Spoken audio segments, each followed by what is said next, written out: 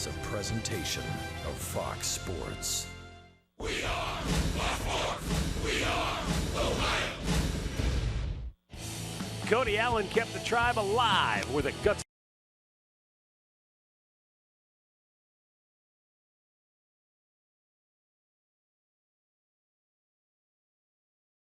interleague ace Corey Kluber is not high on their wish list.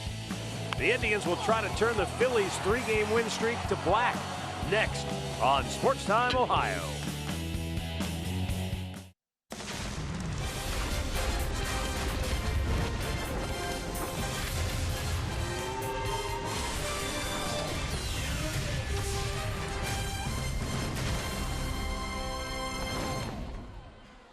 Cloudy and cool here in Philadelphia, Pennsylvania. Interleague baseball, there's Independence Hall, not far, right down Broad Street, the Wells Fargo Center, where Pearl Jam is playing a couple of rockin' back-to-back concerts, and right across the street, Citizens Bank Ballpark, home of the Phillies, Indians, and the Phils 3-game weekend series. And Rick, with interleague play in the National League City, we get to see the pitchers bat. Can't wait. Aren't you excited?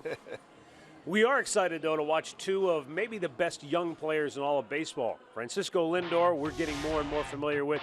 But the Fighting Phillies have a pretty good young player themselves. They certainly do. Michael Franco, who is a very good third baseman. Offensively, if you look at his numbers last year, that comes in 80 games. So the 50 RBIs, the 14 home runs. He's a very fine defensive third baseman. And we all know about Frankie Lindor. He's off to another very good start for the Indians, and hopefully that continues this weekend. Both teams over 500. Indians trying to push to 2 games above the break-even mark. We'll have the play-by-play coming up next.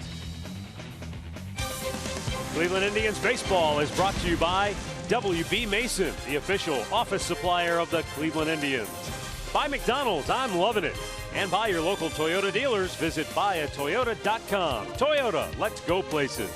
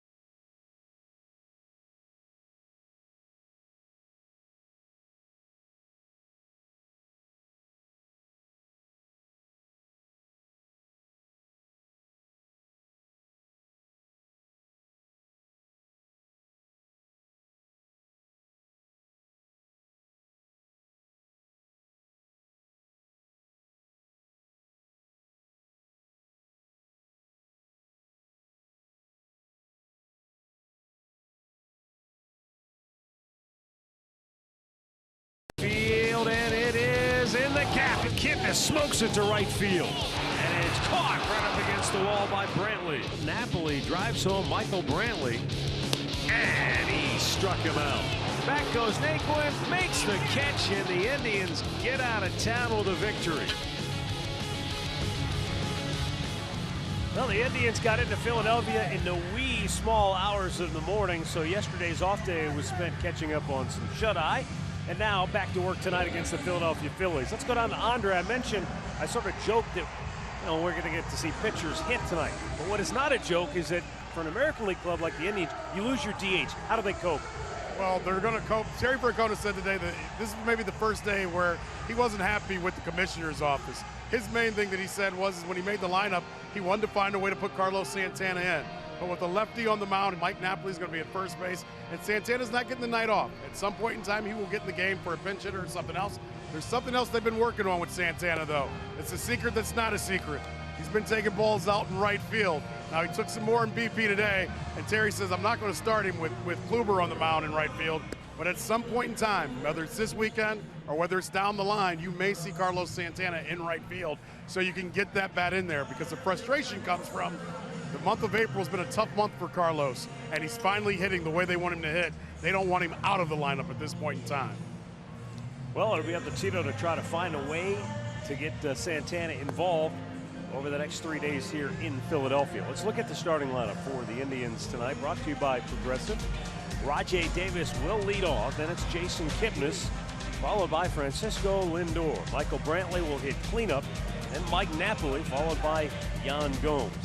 Marlon Byrd will bat seventh and play right field. Juan Uribe is at third base hitting eighth, and the pitcher Corey Kluber will bat ninth. All right, Northern Ohio Hyundai starting pitcher is going to be Adam Morgan.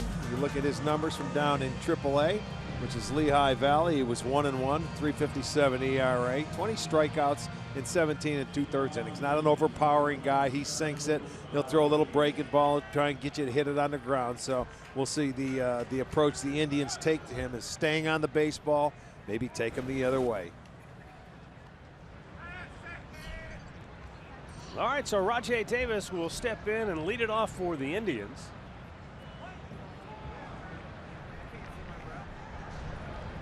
And the left-hander Morgan delivers a first pitch strike.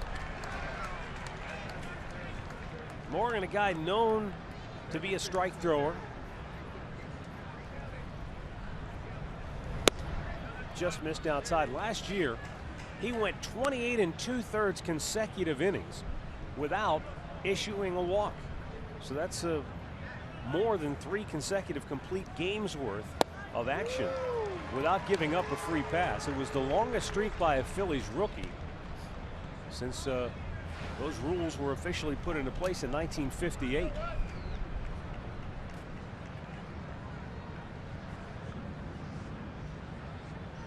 Rajay Davis awaiting the 1-2 pitch, and it's just in off the plate to even the count.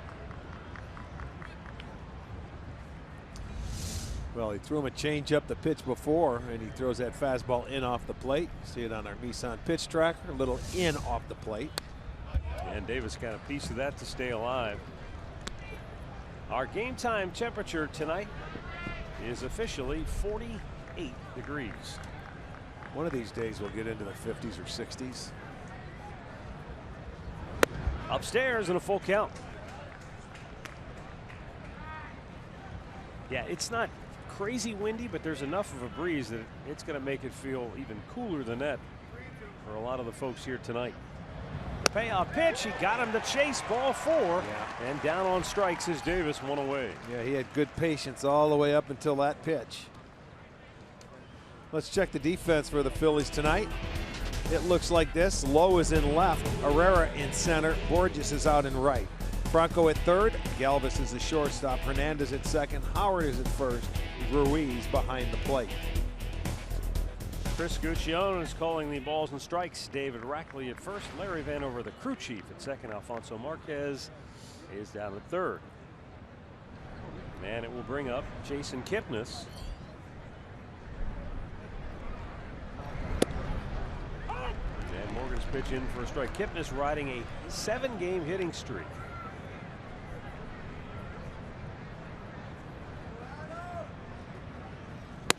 Ooh.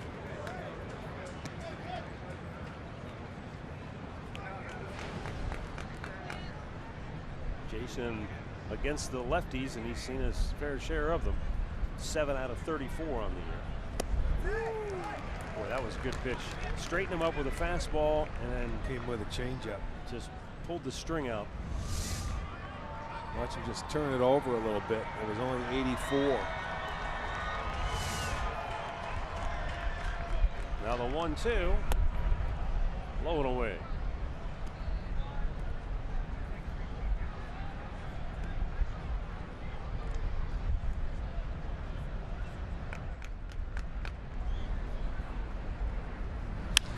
Kipnis with a ground ball right at Hernandez.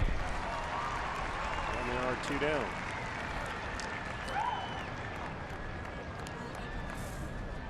Keys to the game are brought to you by Wayside Furniture. For the Indians, the right-handed bats, of which there are 7 in the lineup tonight against Adam Morgan, and try to corral the power of Maikel Franco.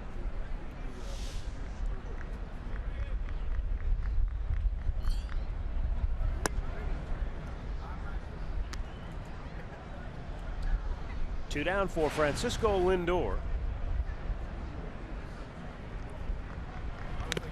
And a foul back at a chunk of the catcher, Carlos Ruiz. And there's a guy that you would think is a benefit to so many of the young pitchers on this staff. Ruiz at 37 years old. He's been around. Yeah. You know, he caught Roy Halladay, and he's probably able to impart some wisdom, or at least give those pitchers the comfort of that he knows what he's doing back there. Well, he does, and if they shake him off, they're stupid, because he's been a good catcher for a long time. And Cheech back there, that's his nickname, Cheech. He's excellent behind the dish, no question.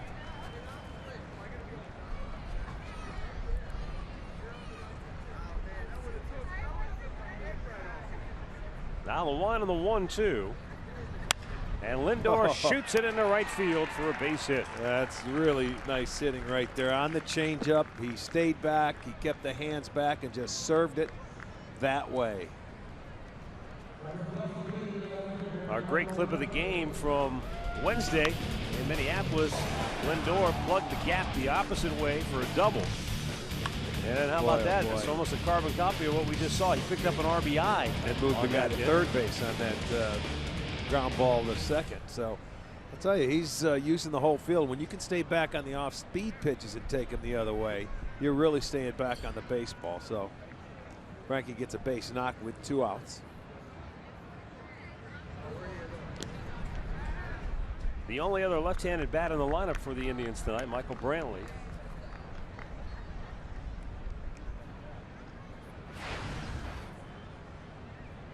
Brantley in his last game picked up his first hit.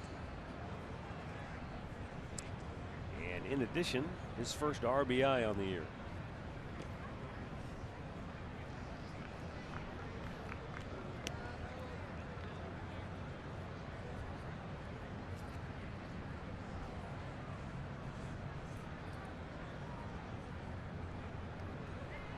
Outfield for Philadelphia, because of the nature of this park in that it plays small, they sort of bunch the gaps here. You know, it usually does play small, but the way it feels tonight, I don't think it's going to play small. Yeah, the wind is going to knock balls down. It looks like to right center field maybe. This is a lot like you know, Baltimore's park. You know, when it gets warm and the humidity's up there, the ball seems to just fly out of here. It does the same thing here, but it's a little chilly tonight. I'd be surprised if it jumps out of here. Not that you can't hit them out by any means, but. Up and in, spun Brantley out of the way. The thing that has always sort of caught my attention with regards to this park is how line drives can end up over the fence here. Right. You know, the ball is just, oh, it's hit hard, and then you look up and, oh my gosh, that cleared the fence. Yeah.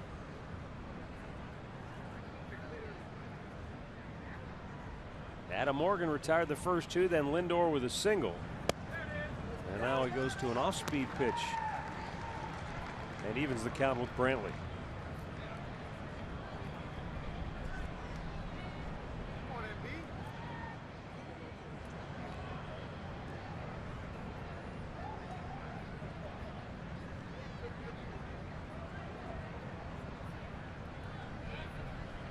Morgan paying a lot of attention to Lindor, who has 3 stolen bases, and he's only been caught 1 time.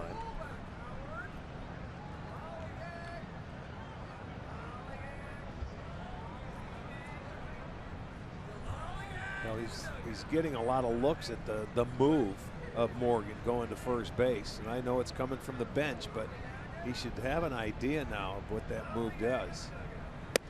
Inside to Brantley. 2 balls and a strike.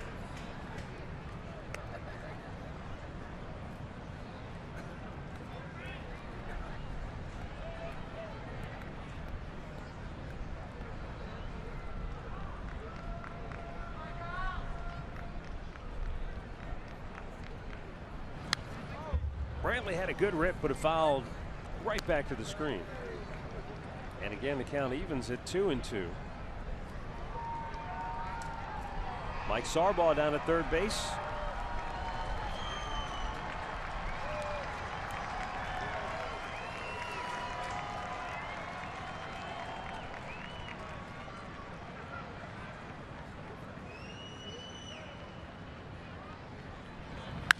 And Brantley lifts it foul. Franco, the third baseman, can't get to it. They look like they're just trying to pound Michael with fastballs and pitch him inside. Not give him anything to hit the other way. Force him to use those hands.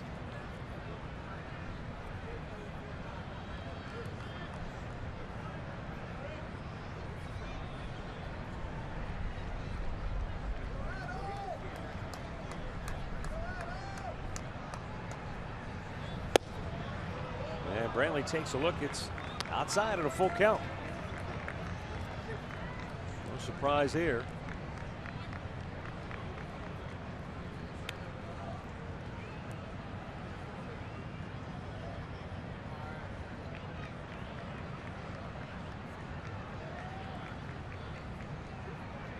Runner goes, 3-2, swung out and missed. Only breaking ball he saw in that at bat, I think. Second strikeout of the inning for Adam Morgan. No runs, a hit, a man left, and now the Phillies will come to bat when we come back.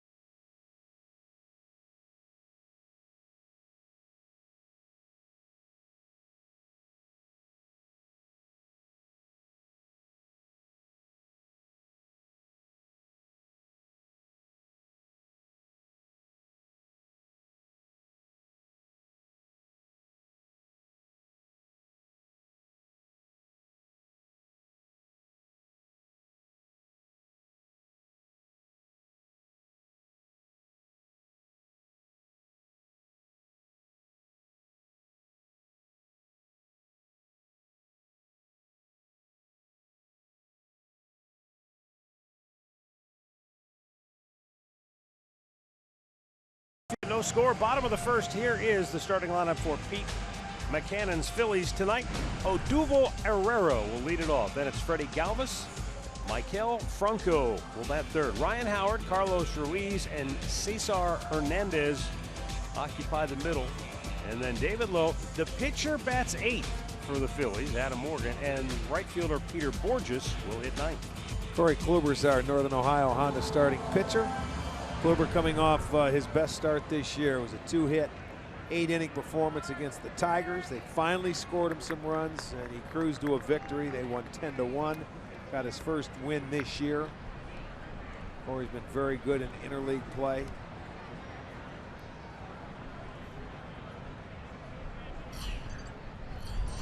And Odubel Herrera taking all the way and looks at strike one.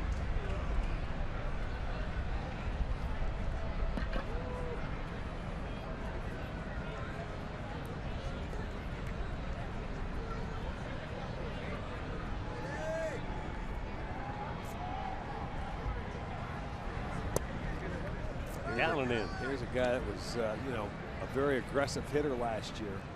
They wanted him to work on his patience a little bit, and he comes back and he has over 20 walks on the season, so he has been very patient. Sometimes that doesn't translate, you know, with young hitters. They always want to be aggressive.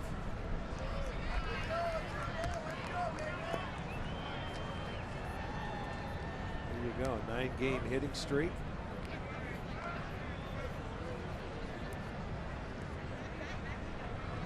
He has 22 walks on the year.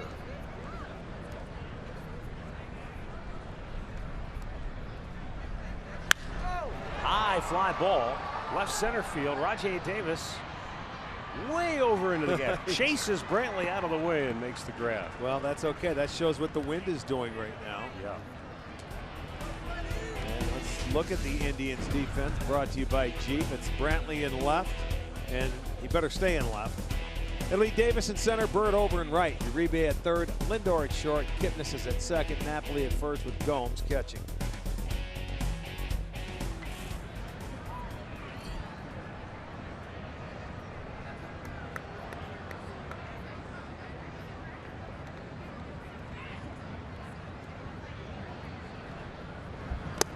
Down low, ball one.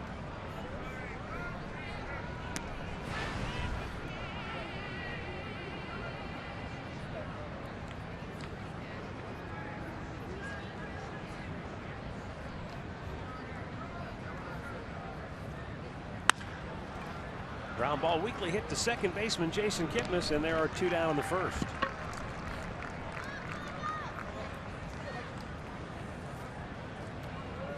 Our stat of the game brought to you by Buick. Corey Kluber in 13 career interleague starts, a sparkling 10-2 mark with a 2.28 ERA. Now look at the walks to strikeouts. Yeah, that's. I don't believe he's ever given up a home run in interleague play.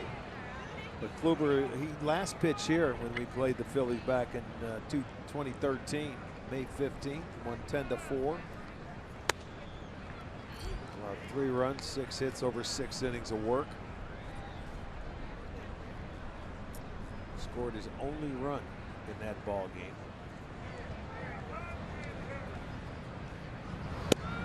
Outside corner, nailed it with a fastball.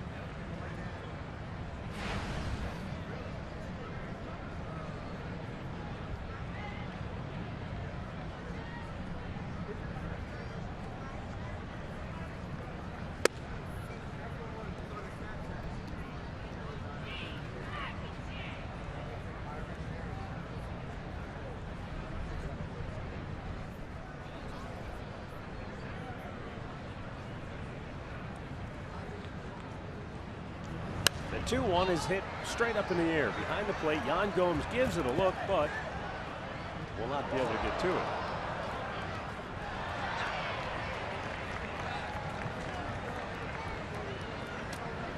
Irony is a fact of life, but how oddly ironic that Maikel Franco, who had his season cut short last year, or at least lost a good chunk of it a month or so when he was hit by a pitch, broke his left wrist. The guy that hit him is now his teammate, Jeremy Hellickson. No kidding. Chopped to short. Lindor throws him out, and the inning is over. 1-2-3 first inning for Corey Kluber. No score after 1.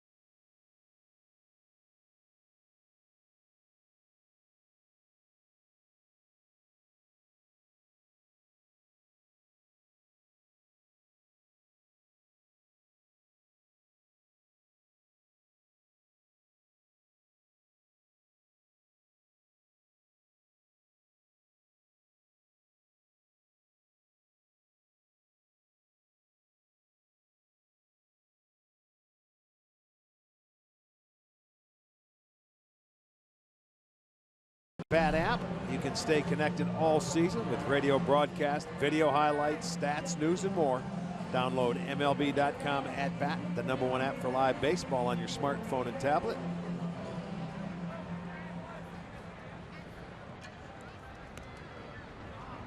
Second inning here in Philadelphia. Mike Napoli will lead it off. Then Yan Gomes and Marlon Byrd.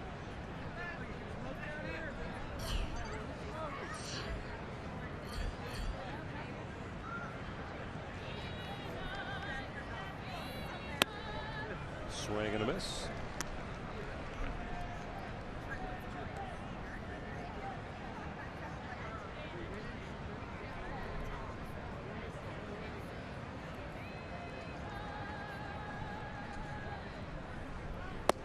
And that's down low to even the count of 1-1. 3 of Napoli's 4 home runs so far in the year have come against right-handed pitching, not lefties. Well, when we were in Minnesota, they fed him a steady diet of high fastballs, tried to elevate it up in the strike zone. He did get on top of the one to tie the game in game number 2 of that series.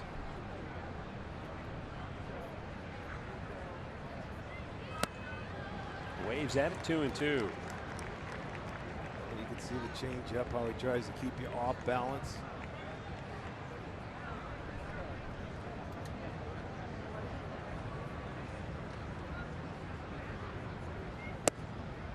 Just a bit outside and low for a full count. No surprise here. Napoli, the best at working the count.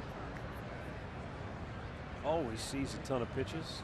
Yeah, Herrera's the number 2 guy behind him in all of baseball. Strike 3 called. Napoli thought it was ball 4. And boy, the strikeouts have just piled up for Mike here, especially on this road trip. It's now 30 strikeouts. And this is 20th game played. Well, you see the fastball down at the knees. He thought it was off, but look at the view. Had plenty of plate. He thought it might have been a little low, but no, it was not. Uccione says strike 3, and Morgan has 3 strikeouts already. And Yan Gomes steps in.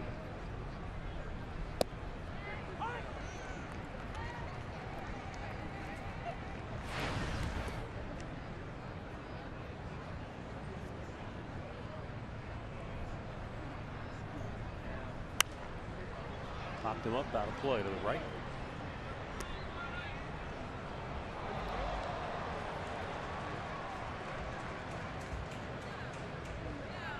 Yan Gomes is second only to Francisco Lindor in total base hits against lefties so far on the year.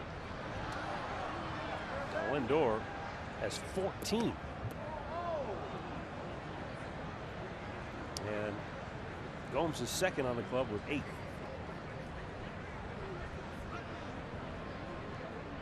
Base is empty, 1 out here in the second. And Gomes takes a look, spits on it. 1 ball, 2 strikes.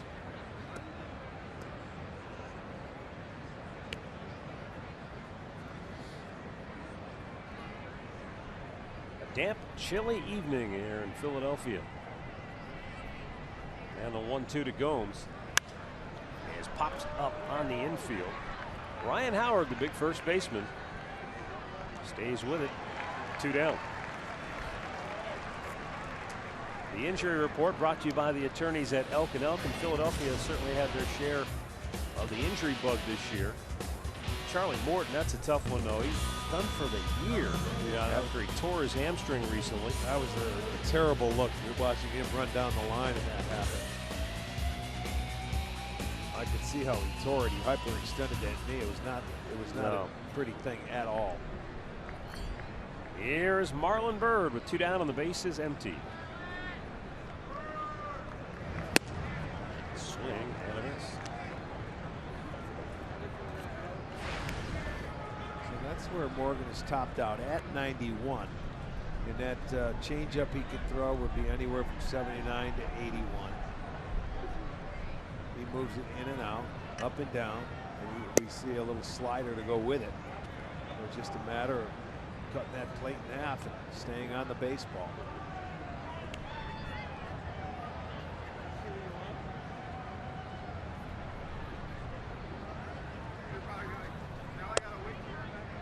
just missed up and in.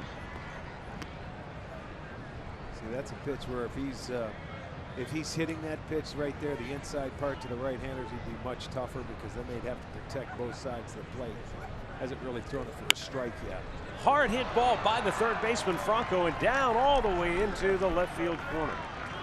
Marlon Byrd can stroll into second base with a 2-out double. He fed him the changeup, and Byrd was ready for it. Boy, he smokes it down at third base. Franco had to get out of the way or tried to backhand it. It gets down into the corner. Byrd will get his third double. Second straight inning where the Indians come up with a 2-out base hit. They did that a lot in one game in Minnesota where they had a lot of 2-out base hits to try and get something going. For Marlon Byrd, this is, I guess you could say, where it all began. Debuted with the Phillies in 2002. Spun back here a dozen years later for a brief period of time.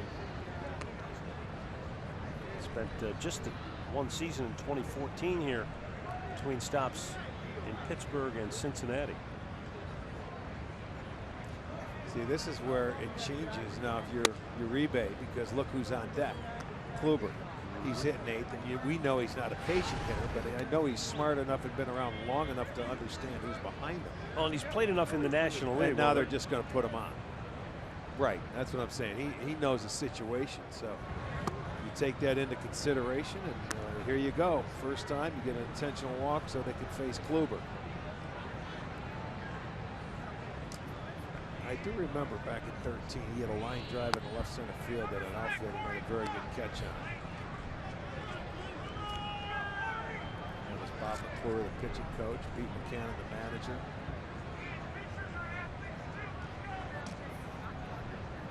McClure on your left. You remember him from his time with Kansas City. Right. And of course, you played in Milwaukee? Yeah, with the Brewers, yes. All right, so here's Kluber, 0 for 6 a year ago at the plate, and 1 out of 13 in his career with the bat in his hand. They just started taking batting practice, what was it, back in Cleveland in our last few games there.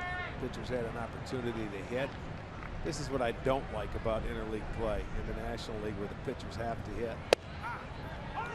And the funny thing is, in spring training, a lot of times when you go to National League parks, they'll let you use a DH so they can use a DH and get some players some at-bats. Yeah. But certainly not when the year, comes about. It's just unfair for the American League. In spring training, I'm not even sure the Indians pitchers would have been allowed to swing. Well, if they did hit, you're probably right. Go ahead and just take. That's exciting. They call it tracking practice. Well, we'll see if Kluber can help his own cause, as they say here. Takes a low fastball, and he's down on the count 1-2.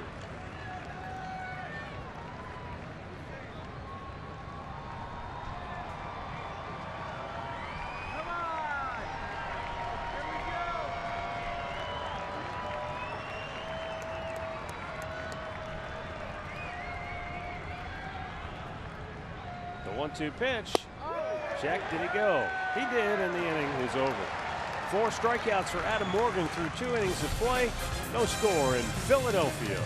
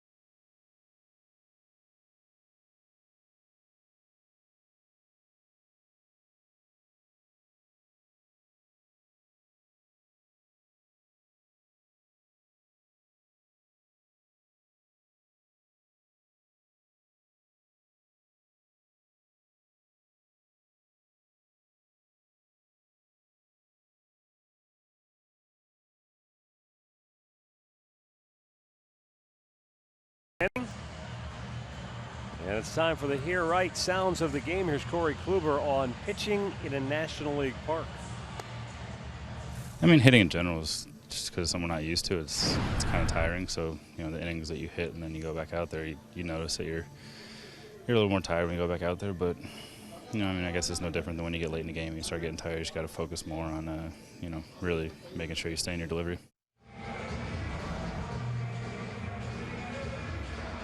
Obviously, it's just something that is different in terms of the routine. Pitchers are so routine-oriented. They are, and when Now that's you not get into part a of National your routine, League park where you're asked to do something that's unusual. well, yeah, it's different. It's a thought process. We saw the Phillies pitchers; they were hitting off a machine today. You know, when they come out to hit, but they hit all the time. All National League pitchers do. So you know, they can bunt.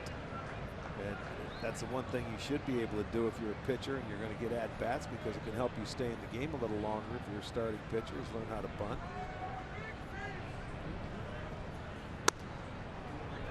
Big Ryan Howard, 4 homers, 9 runs batted in.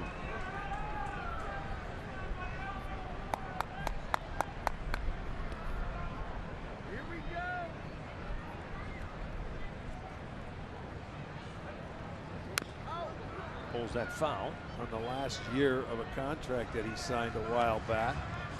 Of course, they have an option for him after the year, but you wouldn't think they would pick it up. 361 career homers. It's a good park for him to hit in. 187 here.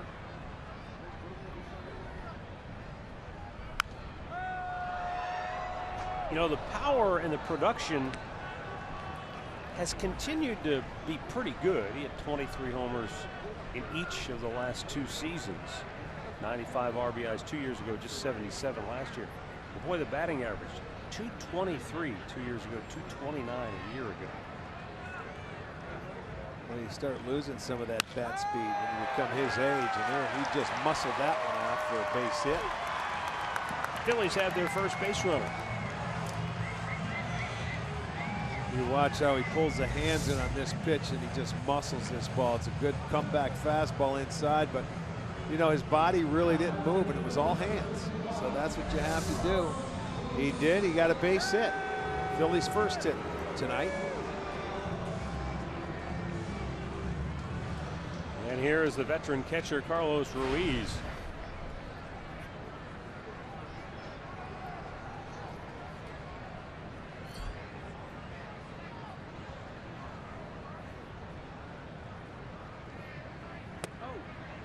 The elder statesman bat back-to-back. Howard at 36 and Ruiz at 37.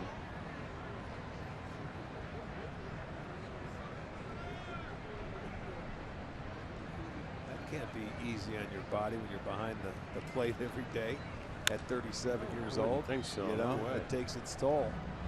As many games as he's caught.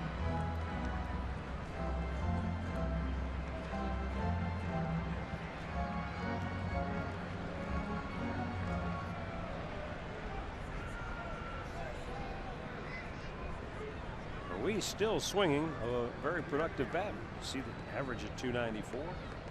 3 homers, 5 ribbies. Punches one fouled on the right side out of play. And it's a foul on a Michael Brantley jersey.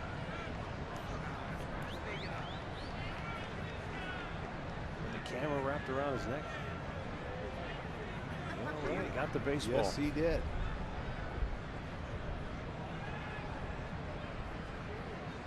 There's the 0-2, and it's popped up foul.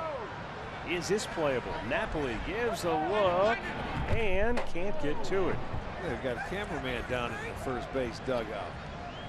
You okay? Off the arm. He took one. He got the left arm. Watch him go in there. He's ducking because he doesn't have a helmet on. Oh, left elbow. A glancer. We'll have to have an MRI taken after the game, and he may be on the DL tomorrow. This is Philly. Are you kidding me? Oh, wait, tomorrow. Oh, it's a night game. He has time.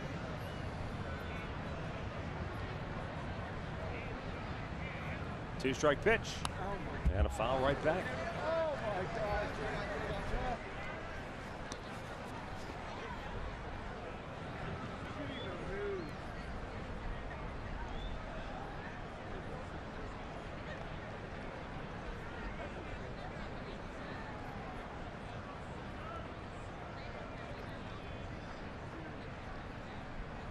The 0-2.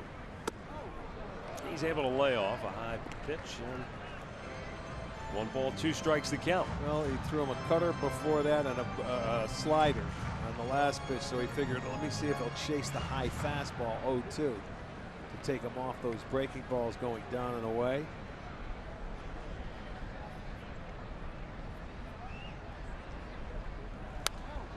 Good fastball down and away.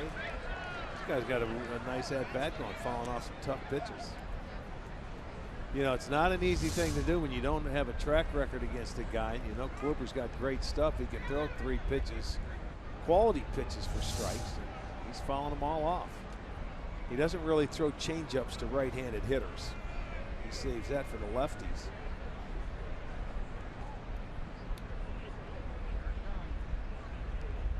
And he got him with that cutter. First strikeout of the night, 1 down. Let's go down to Andre, who has more on Corey Kluber. Guys, you know what helped Corey Kluber in his last start, other than getting the runs early, and maybe this played into it. Jan Gomes said, you know, a lot of times they try to establish that fastball early in the count and early in the game, and then expand with the rest of his repertoire. But once they got a lead in Detroit, he was able to go out and throw all of his stuff early in the game. It kept him aggressive throughout the game. It's something they wanted to carry through tonight. Well, we'll see how it develops for Corey Kluber. As Cesar Hernandez swings and misses.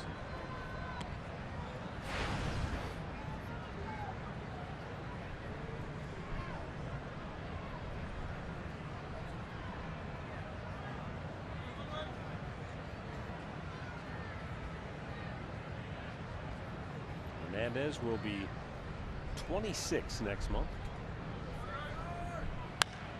Chops to first. Napoli steps on the bag. Throw to second. Easy double play.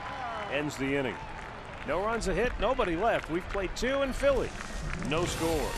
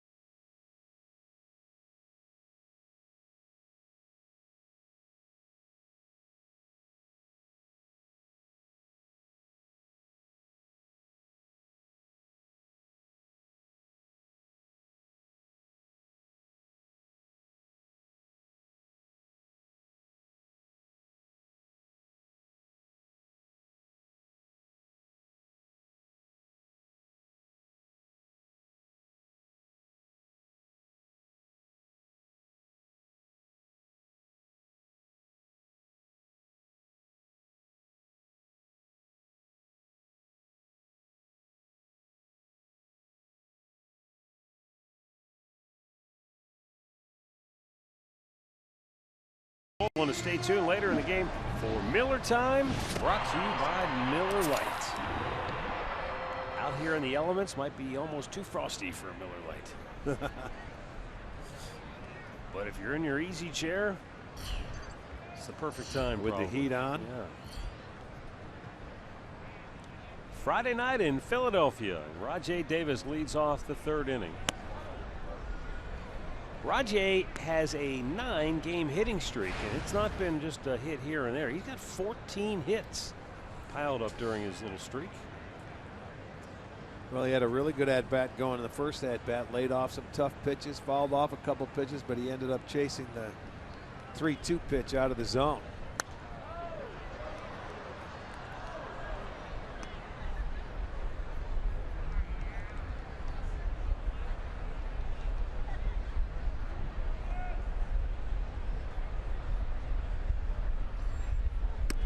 Upstairs, 2 balls and a strike.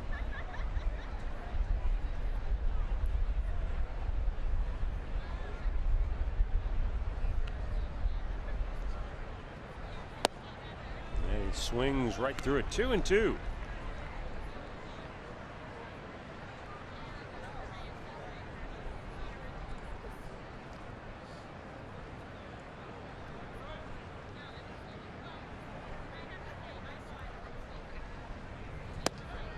Just missed a little bit low. Morgan thought he had a pitch there for a strike, but didn't get the call. He fanned 4 his first time through the order and came maybe with a couple inches of having his 5th strikeout already. And the payoff pitch, he got in on him. And the ball is lifted to center field where Herrera makes the catch, 1 away. Well, a $13 district ticket presented by Sports Time Ohio is back and includes your first drink. You can grab some friends and catch the game from the corner out in right field or the new drink rails in left field. District tickets only available online at Indians.com.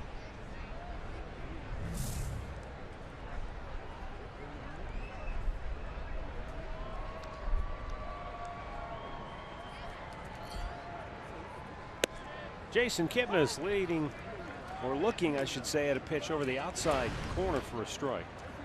Grounded out his only time up.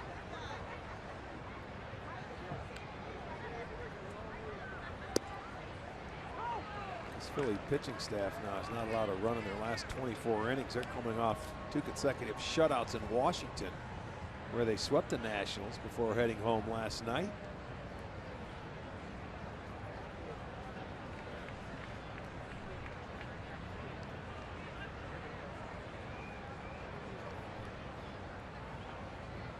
And the 0-2. And Jason out in front waves at it. And there is strikeout number 5 for Morgan. 2 away here in the 3rd. Breaking ball. Here you'll see the swing by Kipnis. He swings through it. So already 5 strikeouts for Morgan.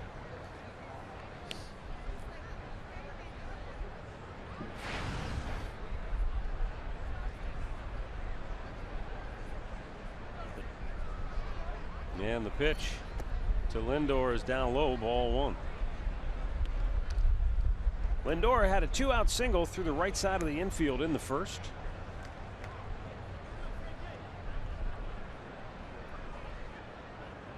On this road trip, that gives him 7 hits and 23 at-bats.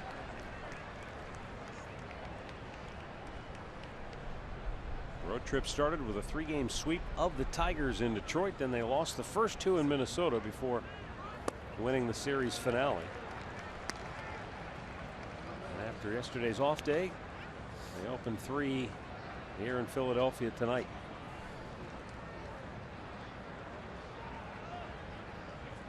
Now the 1-2. Big curveball high in the air right field. Borges calls for it, and the former Angels outfielder makes the catch. The Indians quickly go 1-2-3 here in inning number 3.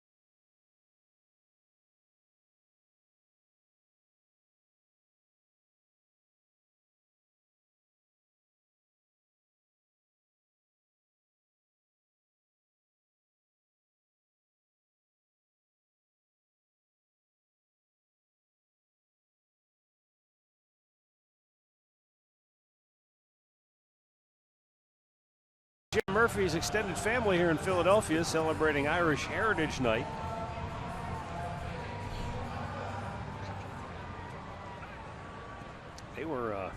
They were rocking that about 15 minutes before the game on the field with the kids. Would you call that rocking?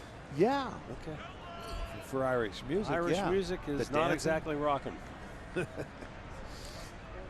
Well, the people down on the field were. They were dancing.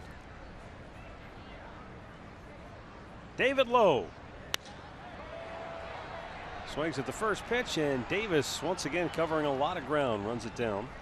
One away here in the third.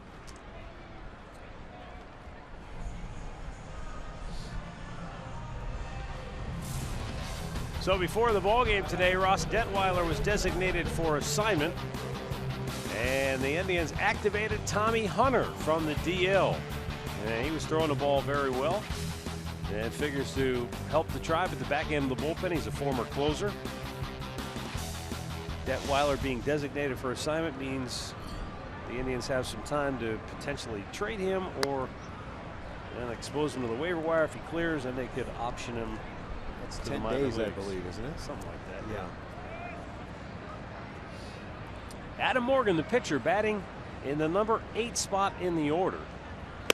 And a lot in Philadelphia has been made about that move by manager Pete McCannon that may have coincided with the Phillies offense getting a jump start, but it was also pointed out to us that Odubel Herrera moved into the leadoff spot, and that may have had more to do with Phillies offensive uprising than moving the pitcher from the 9th spot to the 8th spot in the batting order. But here's how the media words it. You know, they've won 6 of their last 7, and they've scored 35 runs, which is an average of 5, which they were averaging 2 prior to that. So they say it's when Pete moves the pitcher up to the number 8 hole. But you're right, Herrera's been the guy that's been unbelievable in the leadoff spot.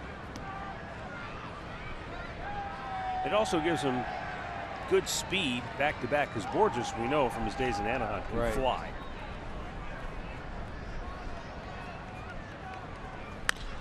Big chopper to second base. Kipnis is there, and he'll retire the pitcher, 2 down. The only problem that Peter Borges has had in his career is that, as the saying goes, with fast guys, you can't steal first base. Well, he's only hitting got to hit your way on. That's right. He's been over, good speed. They've had him in center field. And, you know, they say he can cover ground, and he's a good outfielder, but it certainly helps when you get hit. You'll find a lot more playing time. You know, it's funny, Rick, looking at him in right field, I was thinking to myself, you know, I don't think I've ever seen him in right field. He only played center field in his major league career before this year. Boy, Kluber breezes through the third, still scoreless in Philly.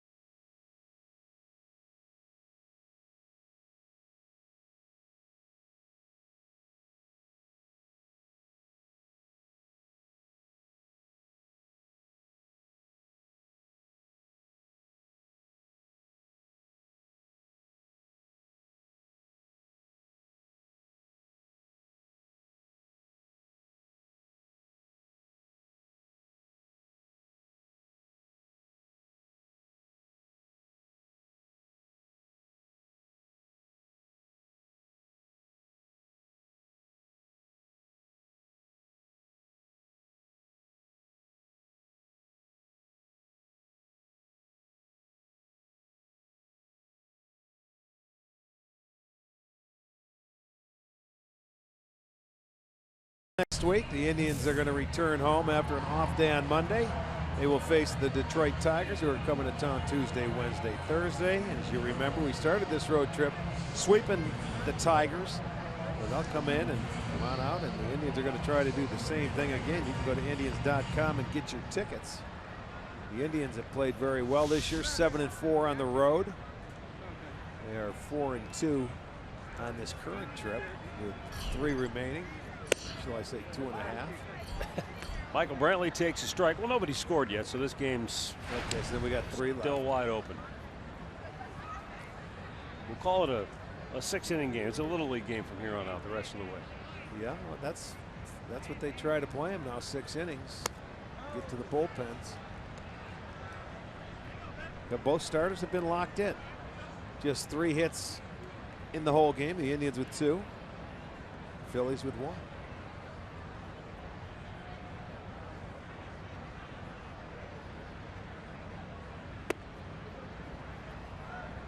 One ball and 2 strikes.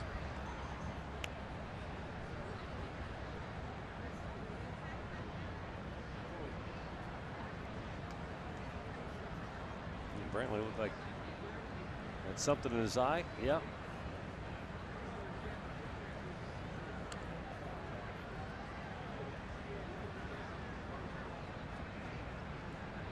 The 1-2 pitch is hit high in the air.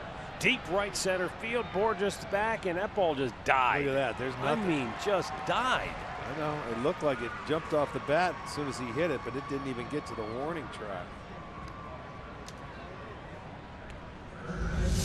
Looked like a really good swing. There's the breaking ball. He gets it with 2 strikes. Borges started back, but watch him come in. I've got enough. You're going to have to hit it hard tonight. Now that I look out at those flags, there's a little more wind out there than I realized initially. Mike Napoli. Those are the flags in straightaway center field, but there's some flags that are just to the right of right center field. Outside the ballpark. Yeah, you can see those babies are really rippling. They're hard to see from that right angle. above the upper deck. Yeah. Napoli takes, it's a fastball at the knees for a strike. He was called out on strikes his first time up.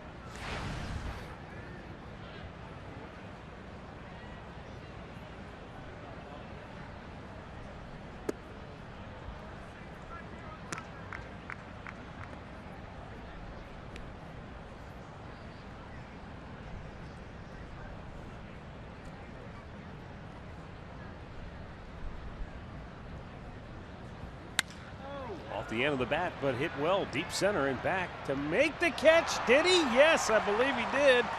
Oh, I mean, I don't know how in the world he ended up catching that, but Odubel Herrera went down, looked awkward in doing it, but he secured the catch. Well, that ball had topspin. Look, he adjusted though, and he gets the glove right underneath it. He did. He ended up catching it. He broke back thinking that ball was smoked over his head, and then the topspin starts coming down on him.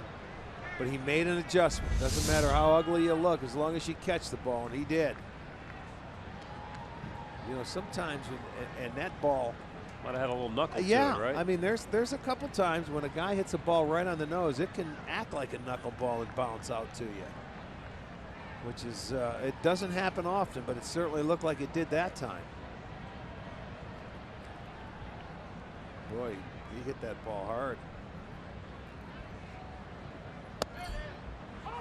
And a first pitch strike to Yan Gomes.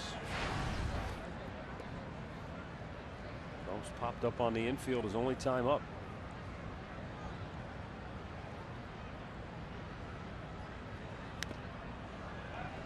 Adam Morgan, born in Tampa, Florida. Went to college in Alabama and makes his home in Marietta, Georgia.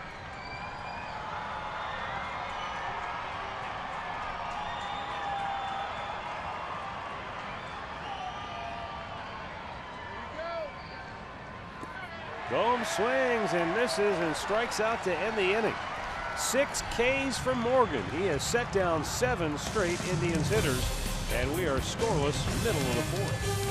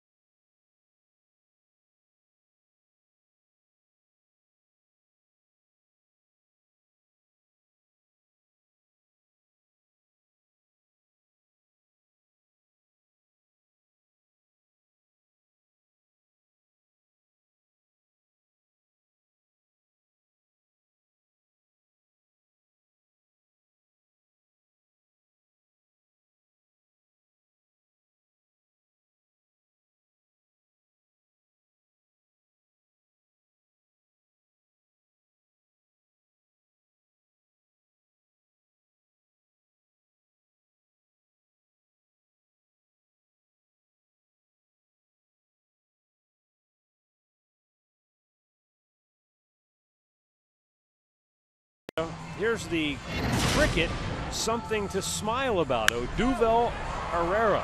Look at the bat flip. He flipped it on a fly ball out to center field. Yeah. And then almost handcuffed himself and made the catch. Well, they said, you know, this guy, he's an exciting young player for him. And I'll tell you what, he swings it hard, and he's going to be our leadoff hitter. We'll get a good look at him. He's got that high leg kick. And he's leading off here in the 4th inning for Philadelphia. First time through, Corey Kluber faced the minimum, gave up 1 hit. Got a double play ball to get out of the 2nd. And Odubel Herrera.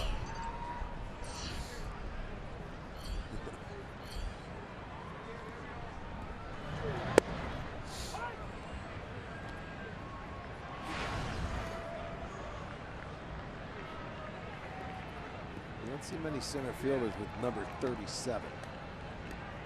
It's kind of a pitcher's number, Yeah, isn't it? that's what I would think, yes. I don't know, maybe that's his very first one. He likes it. There's a fly ball to left field. Routine play for Michael Brantley, 1 away.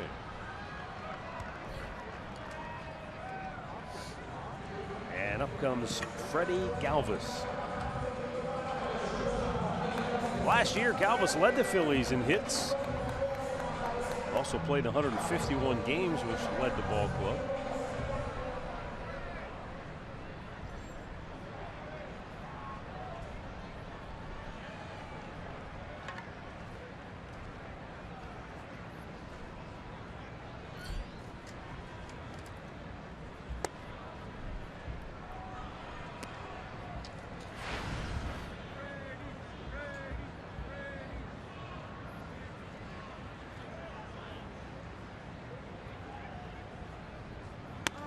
Missed inside. Galvis is a switch hitter. He's much better from this side of the plate this year. Only hit 158 from the right side, but only 19 at bats.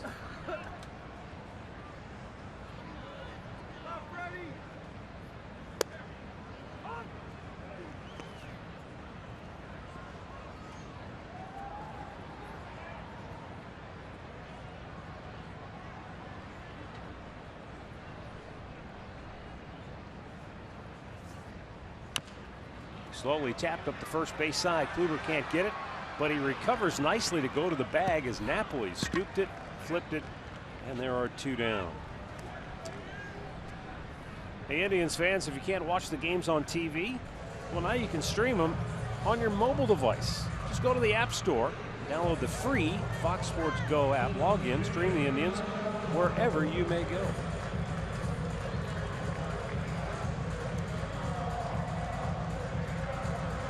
Corey Kluber was the Cy Young Award winner in 2014. And last year, he pitched 13 fewer innings, gave up 18 fewer hits than he did in the Cy Young Award year, but gave up 20 more runs. So what does that really tell you? Well, sometimes, as we say, timing is everything. And last year it seemed like, and so far a number of times we've seen early this year, he gives up that 1 hit maybe late in the game, right before he's ready to come out. And instead of getting out of a game where it's 2-1, now it's 4-1. Well, or just that one extra couple of runs that get home late in a start for him. That's well, what I think about it, when I can remember last year, Tito left him in games a little longer. And there were times where you might take him out of a ball game prior to that, and he was able to get the out he had to get. But it seems like he had a couple of games against the White Sox that I can remember. You know, you stretched him out, and if he got that out, he'd be fine. But he gave up a hit, and they ended up giving up 6 runs as opposed to 2 or 3. Mm-hmm. And, you know, that's the difference. Timely hitting, getting guys with 2 outs. It's a fine line. The 1-2. I mean, I think too many times we focus on the wrong numbers or looking at the wrong statistics to try and analyze what happened. I mean, Kluber was 18-9 in the Cy Young Award year. So last year, if you just look at the record, 9-16, you think, whew. But the ERA last year was still only 3.49. That's still very good. It's not head of the class Cy Young good, but it's still really good. When you have a year like that, you win it. Everybody expects you to come back and do that or better, and you can't. That's like a perfect year. When you have a Cy Young year, when you have an MVP type season as an everyday player, those are tough to duplicate, and everything has to go perfect. Well, Kluber is perfect here in the 4th inning, and now he has retired 8 straight Philly hitters.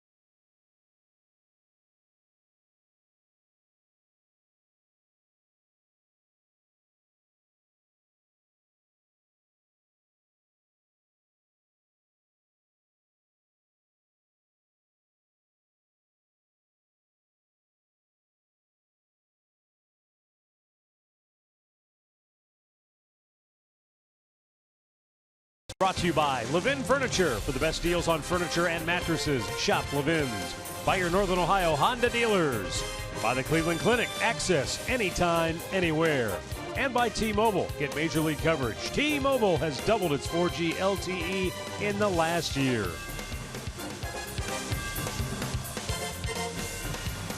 No score, 5th inning.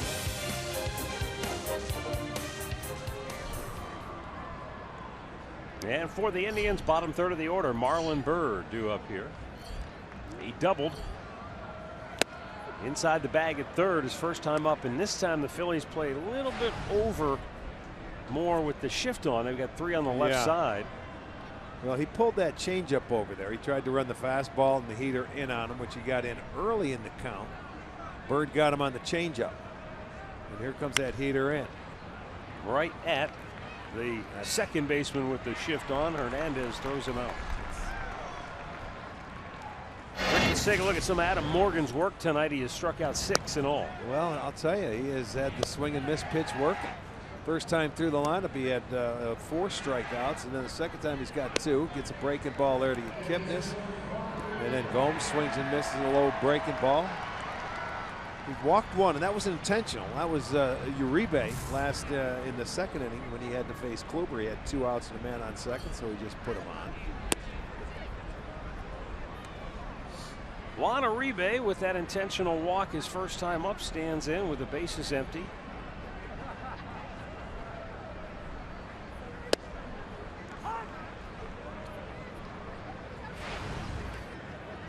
Both starters have now each retired 8 straight batters.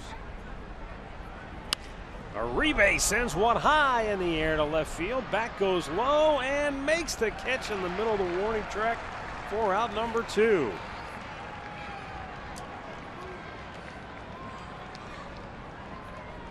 Well, another time you look at a swing where the ball comes off the bat and you think he hit it pretty good, and he thinks he hit it pretty good, but look at the left fielder. Nonchalantly goes back there, catches this one. At least it made the warning track this time. Brantley's didn't.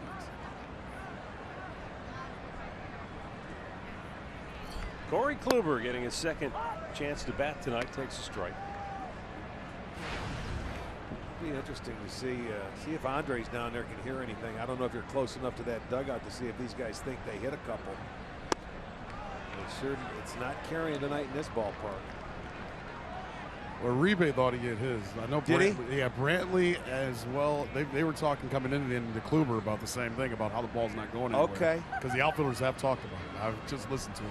Okay, then that's good for them. They can cheat in a few steps, because if it's going to get hit over your head, they got to hit it a boatload. It's funny you said that, Rick, because I noticed Brantley in left, and now I'm looking at David Low. Lowe. They're playing pretty shallow, but that's because the ball's not going anywhere. Well, they can play here with Kluber up at the plate, but you're right. The infielders can cheat in, take base hits away, make them hit it over your head.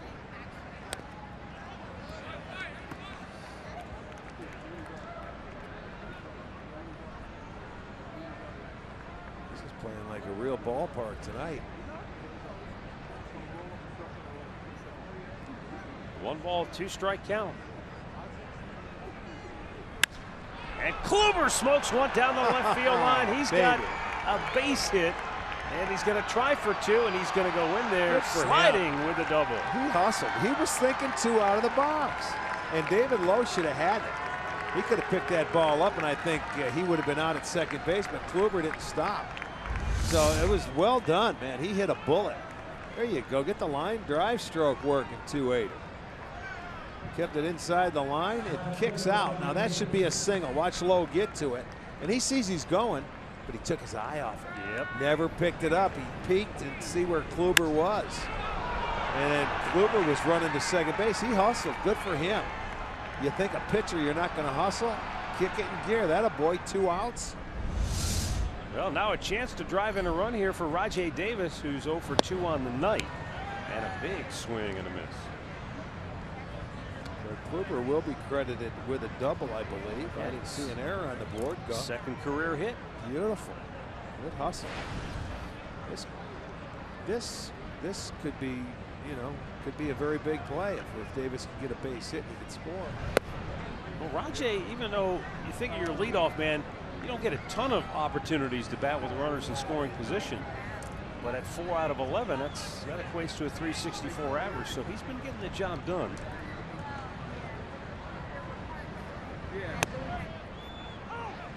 And that strike goes against him, puts him in the hole 1 and 2.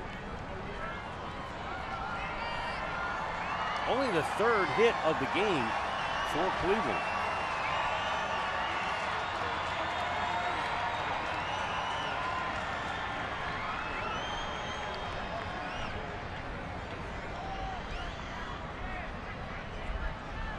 And the 1-2 pitch on a play. Now this is something that I think we'll keep an eye on tonight. It's cold, this isn't as, this game was in July, it might be different, but for Corey Kluber, what he talked about in our Hear Right Sounds of the game earlier, you get a hit, now you're out there on the bases. Well, that might be something. Does it take anything out of him? 1-2. Pitching being so much about your legs and the drive and the strength, if you have to be on them. If you're not used to it, you got to slide. So there's a pretty close pitch right here. Breaking ball. Well, he had to reach away. He was almost looking in, so that umpire had to look. That pitch is maybe as soon as he sees the catcher have to reach for it, you're not going to get that call. You're right. Most of the times you will not. Pop back to the screen. Yeah, I'm used to seeing now when a pitcher gets on base, whether it's 95 or something, they'll bring him his jacket. Well, it's cold tonight. Kluber's still at second base. He doesn't have the jacket out there. You're not going to see sliding on his pants like that and get dirty. That's high school baseball for the pitchers.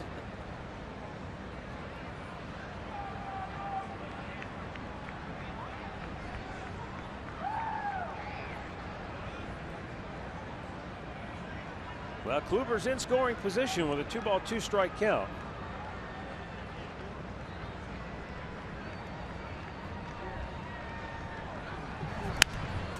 And he taps it foul by the third baseman.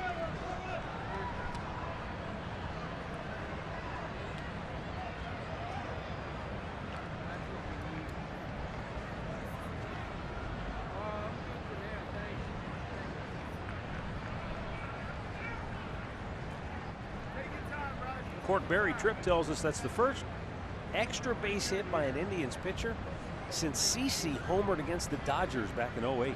Oh, way out in L.A. He hit that ball a ton, too. That's 8 years. Yeah. Well, I was thinking, you know, Jake Arrieta, as great as he's been, Trevor Bauer got a base hit off of him last year. Wrigley Field. Speaking up, he'll get his chance to swing tomorrow night. He's starting the ball game here.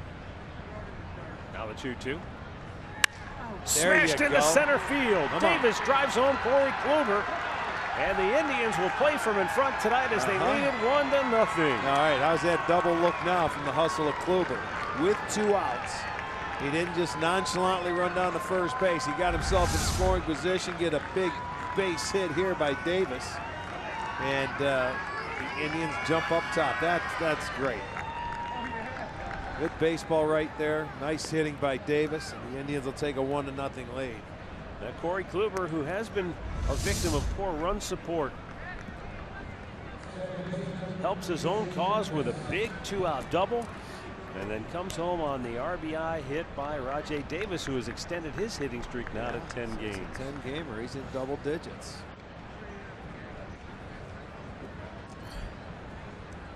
Behind him, Kipnis is at 7.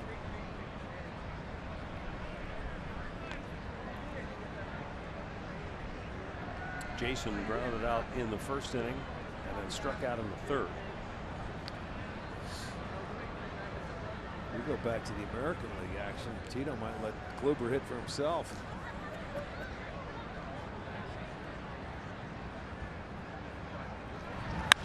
Kipnis smokes one, but fouled on the right side. That guy catch that? I don't know, but I mean, even putting your hands up there in this weather is crazy. I don't care if you have a glove or not, it would sting. Let alone a bare hand.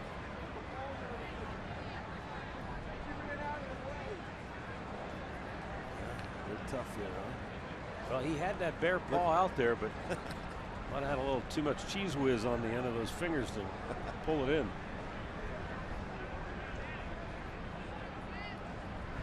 Oh, throw it by him. 0-2.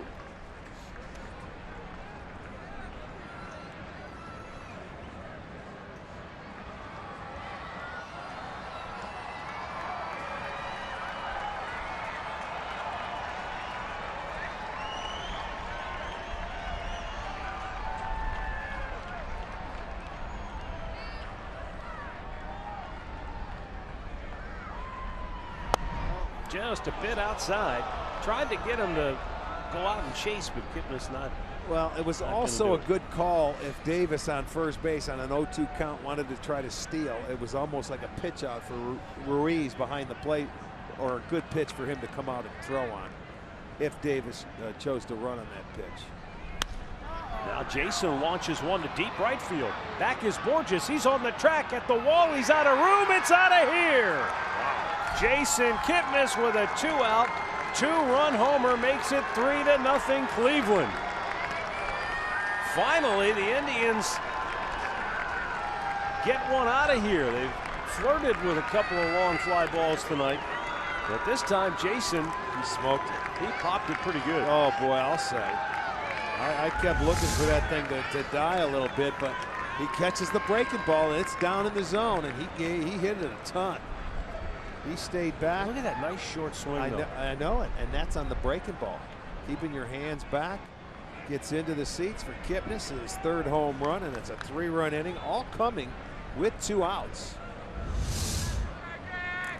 So damage done here in the 5th.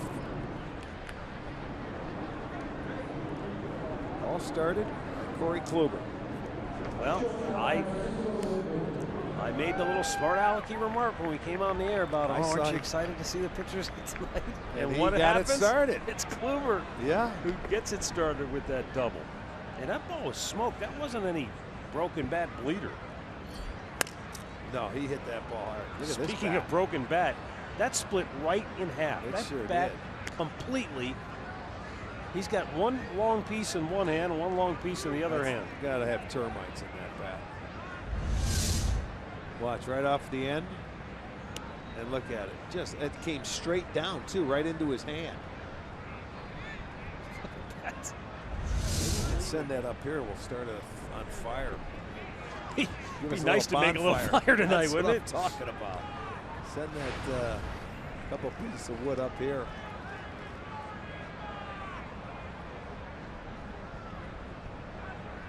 That couldn't have felt real good either.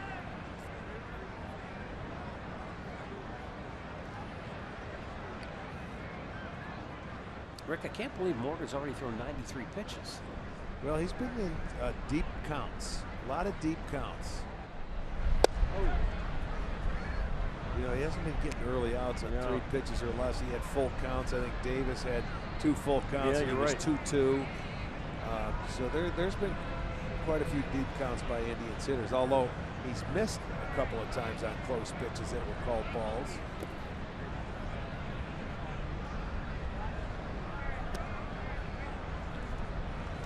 Activity in the Philadelphia bullpen as the Indians have put 3 on the board here in the 5th.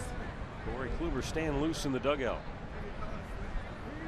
Yeah, and they stopped that shutout inning streak by Philadelphia. What is it, 26 2/3 innings that they had zeros on the board. That's right. Phillies definitely have some good young pitching. We're going to see one Sunday for the Phillies. Lindor goes chasing and strikes out to end the inning. But it all started with a 2-out bases empty double by Corey Kluber. And then Rajay brought him home and Kipnis cleared the bags.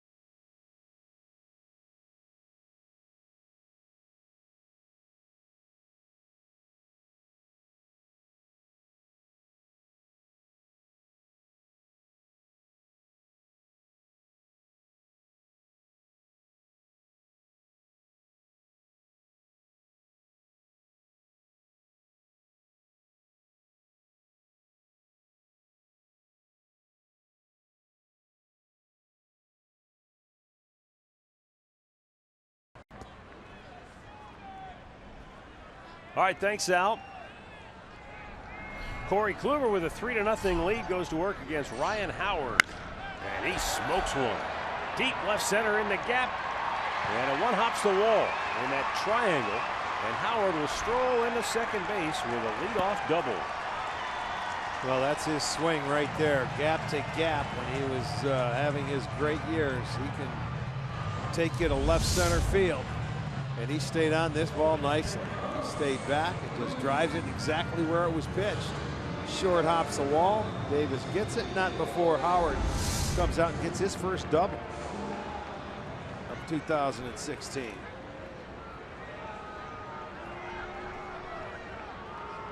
And that will bring up Carlos Ruiz, who struck out his only time up.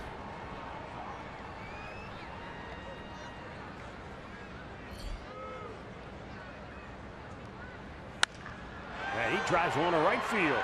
Bird won't catch it. It'll go to the wall, and Howard's going to come around third. They're going to wave him home. And the throw goes in towards second base, and the Phillies come right back and get on the board on back-to-back doubles to open the bottom of the fifth. And so, as I said, something to at least keep an eye on. Did that inning have any effect on Corey Kluber running the bases? Comes out, and he'd retired 8 straight. Right. And only given up 1 hit, now back-to-back doubles. Well, the two veterans, they faced Kluber that first time. They're not going to spot him anything. And I'll tell you, what is it, 2 pitches? And they go bang, bang, double, double. Now Cesar Hernandez.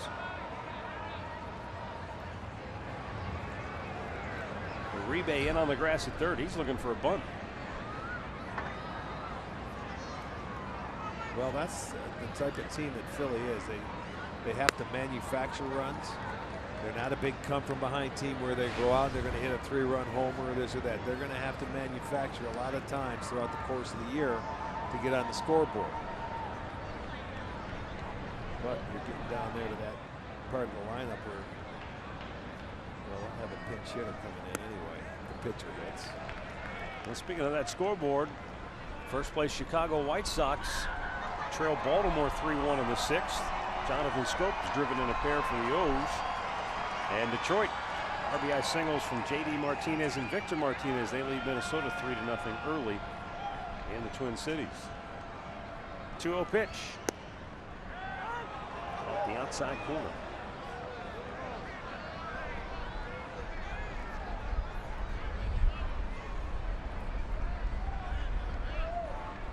Kansas City is at Seattle later tonight.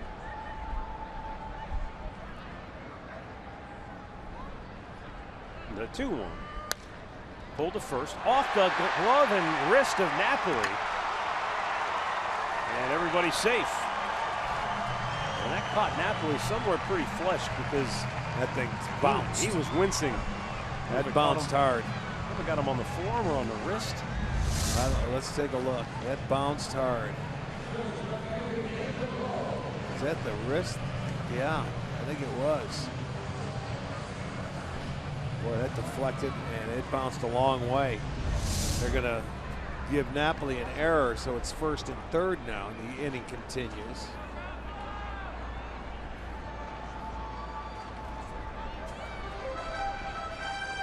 And David Lowe will be the batter. So Phillies coming right back here in the bottom of the 5th. Lowe jumped on the first pitch, his first at bat.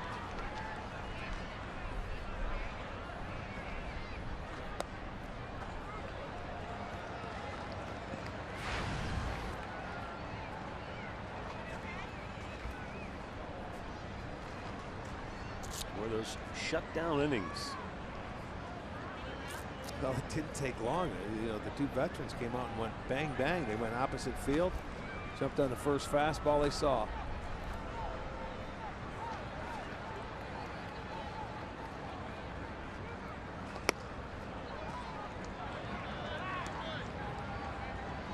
Well, now David Lowe sitting in a 2-0 count. You've got the pitcher's spot on deck, but they've got a pinch hitter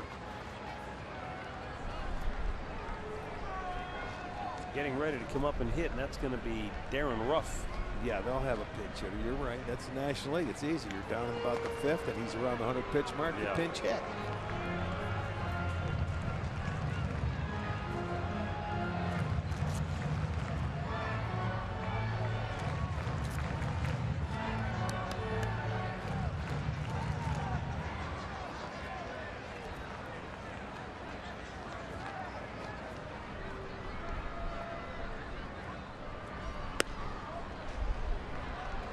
It's 3-0. How long before the Indians bullpen might start to get busy? For whatever reason, Kluber, even though the pitch count is fine, it's starting to come apart on him here.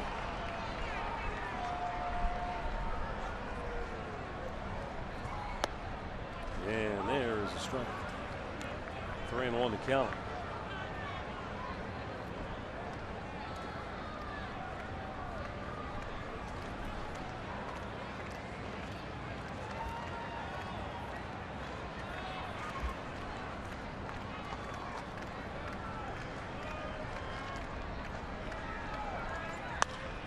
base hit, right field. Another run is in. Ruiz scores.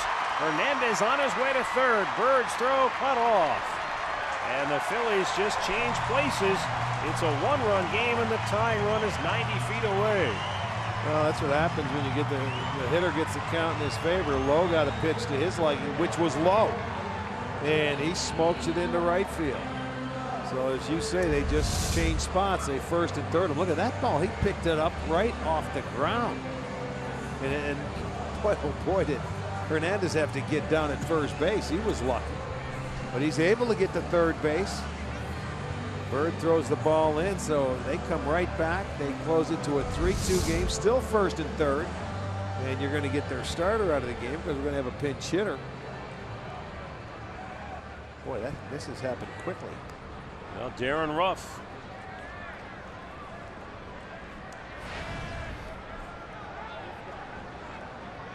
He's 2 for 9 as a pinch hitter with a run batted in. Up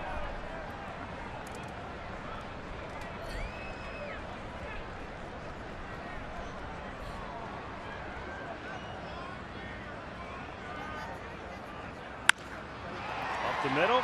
Lindor cuts it off. Goes to Kipnis for one on the first double play. But the Phillies have tied the game.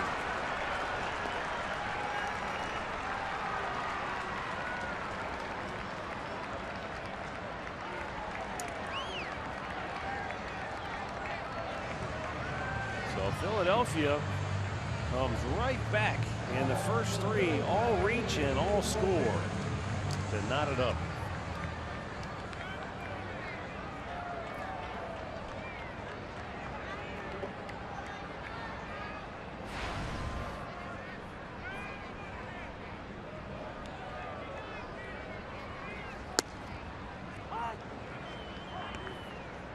Peterborough just grounded out his only time up.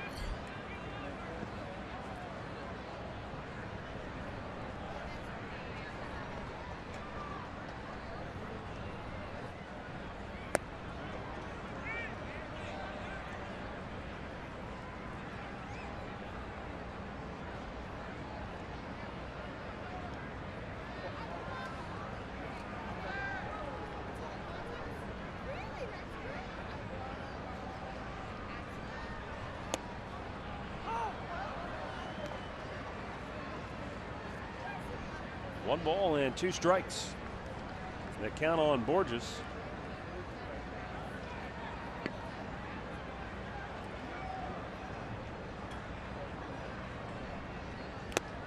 And he strikes him out to end the inning. 5 in the books in Philadelphia, and we got a new ball game tied at 3.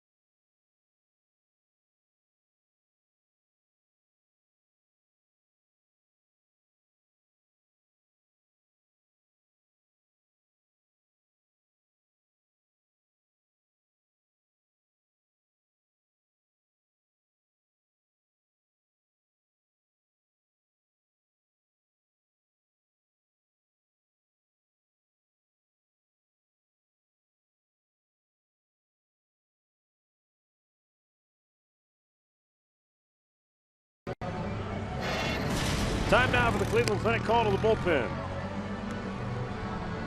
Adam Morgan went 5 tonight. He leaves with a no decision. allowing 3 runs on 5 hits. Andrew Bailey is the new pitcher for the Phillies, and he'll be facing the 4, 5, and 6 hitters for Cleveland. 7 strikeouts, 1 walk. It was intentional for Morgan tonight.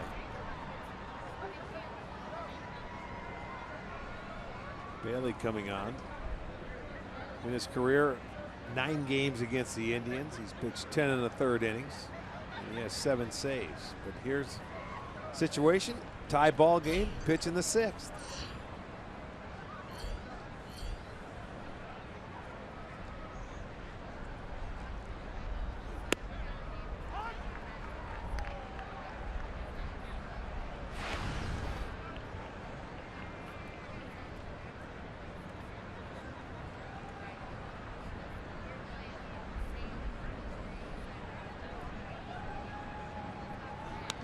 And a foul back.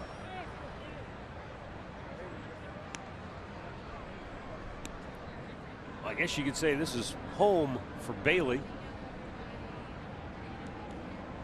Native of South Jersey.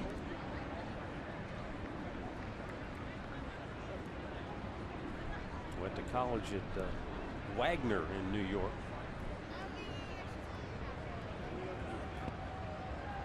You remember our buddy Jeff Datz? Oh, yeah. I think he was from South Jersey, too. And if you're from South Jersey, I think you consider Philly being more of your town than New York. Than New York. Yeah. In fact, in '09, when Bailey just started his major league career with Oakland, because Brantley was out looking, he was honored by the Philadelphia Sports Writers Association with the Native Son Award.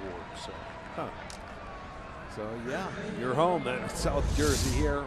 Makes a perfect pitch here to Brantley. Gets the call on the outside edge. He will go down. First batter faced, strike out. See, that's a job. That camera, that looked like it was a little off the dish. That's where Ruiz, the veteran, able to frame that. Yeah, brings it in. Influence the umpire. Mike Napoli takes a breaking ball for a strike.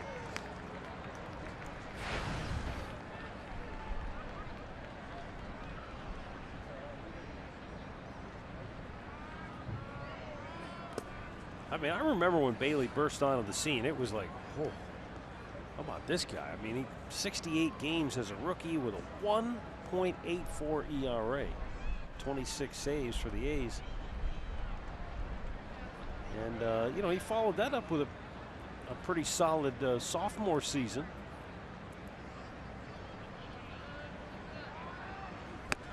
Napoli couldn't catch up. But after that second season, Tommy John. Yeah, that happens. And he's one of the guys that, you know, we always say, oh, you know, you can bounce right back from the surgery. It's no big deal. He's been able to come back and pitch, but he hasn't ever really been the same guy. Now this is a cut fastball here. Watch the little run to it at the end. Right at the end, Ruiz goes out and makes the play. There's a good angle coming in from this side. Boy, tough pitch to hit. I can't believe he got that called. Well, the same thing looked like Brantley too from that angle. I like that shot because center field, you're not directly behind. You get a better idea if it has the plate. And a lot of times people will sit at home and say, how can't you swing at that pitch? Well, it's not on the plate, and those guys are programmed not to. Now, if it gets called, there's not much you can do about it. But I'm guessing, you know what? If it's an inch or so off the plate, you better swing or protect or foul it off. Oh, boy, nice change of pace. Comes way out in front of it. 0-2. Yeah, so far this guy has pretty good stuff coming at you. This looks like the old Andrew Bailey. Fastball, cutter, curveball.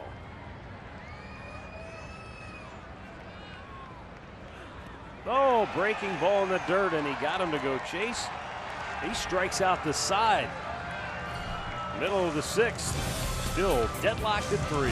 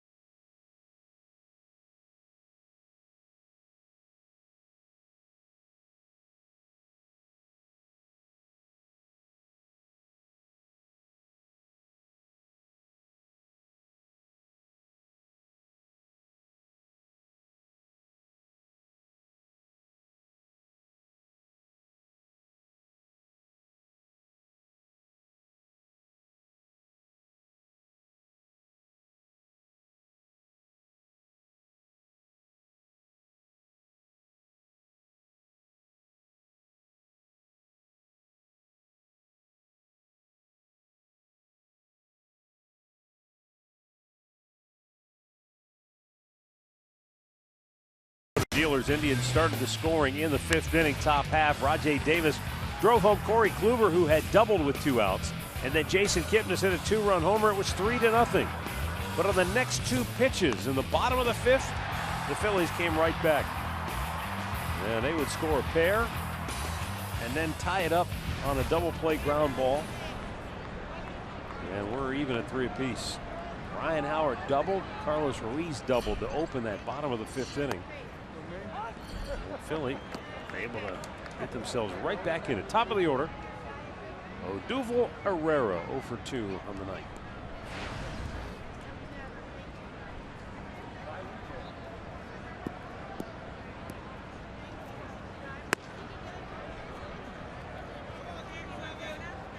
Got a lot of movement in that, you know, that when he picks that front foot up and he gets that top half moving. That's why they wanted to ask to see if he swung. A lot of movement.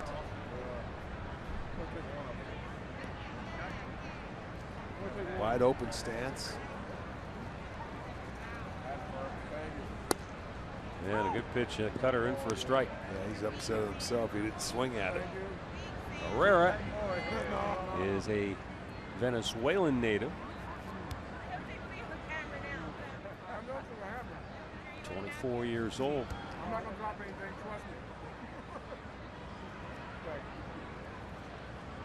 The 1-2 offering, and he fouled it off.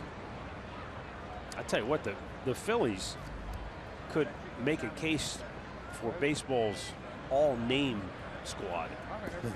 I mean, they've got Odubel Herrera and Maikel Franco. And then when we get into the pitching staff, I was just going to say, wait till we get to the bullpen. They got some beauties. We're going to just call him Poppy. Here's the 1-2. In the hole, and it's going to get through. Kipnis thought Napoli was going to go get it, and he sort of stopped. Right. And then Napoli peeled off, and it just kept on dribbling right through the infield. It sure did. Well, that'll keep his hit streak going. Watch this. This is going to be a good angle. Here he goes. He started to break for it. Kipnis never broke for it, thinking he was going to go after it. And to tell you the truth, I think both of them had a chance at it. If Napoli wanted to go get it, Kipnis could have had it as well. So I don't know if that's just a communication breakdown or what. That's not a guy you want to just give a base to. He's got 4 steals on the year, good speed. We'll see if he's running here. Freddie Galvis is 0 for 2. And he bunts it, and a well-executed bunt. Quick flip, Kipnis gets there to take the throw for out number 1. And the sacrifice puts Herrera in scoring position. April in the OH concludes tomorrow night here in South Philly when the Tribe takes on the Philadelphia Phillies. Indians Live starts our coverage at 6:30. First pitch at 7 on Sports Time Ohio. April in the OH presented by Meyer. Last day of April tomorrow. Does that mean if we turn the page of that calendar, the weather starts warming up? Let's turn it tomorrow. Let's hope. Yeah, no kidding. Maikel Franco 0 for 2, grounded out, struck out. High pop, shallow left center. Brantley screaming in. He's calling everybody off. Makes the catch. 1 down. Excuse me, 2 down.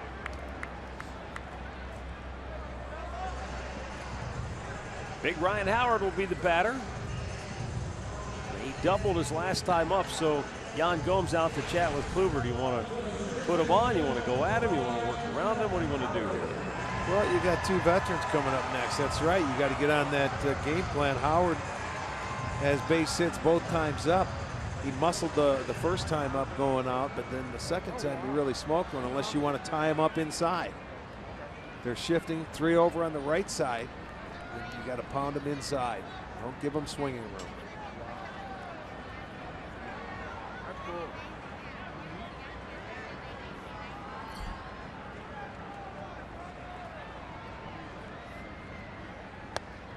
Yeah, Howard looks at a strike.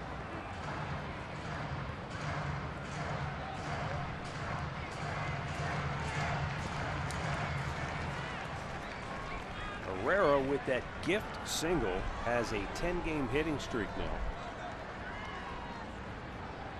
And he's the go-ahead run in scoring position with 2 away. Back out of play.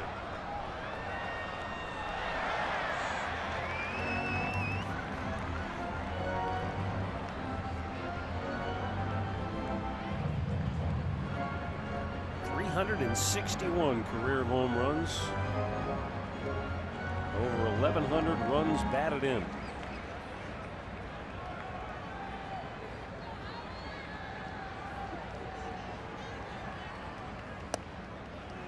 Good pitch. He didn't offer at it, but that was good pitch.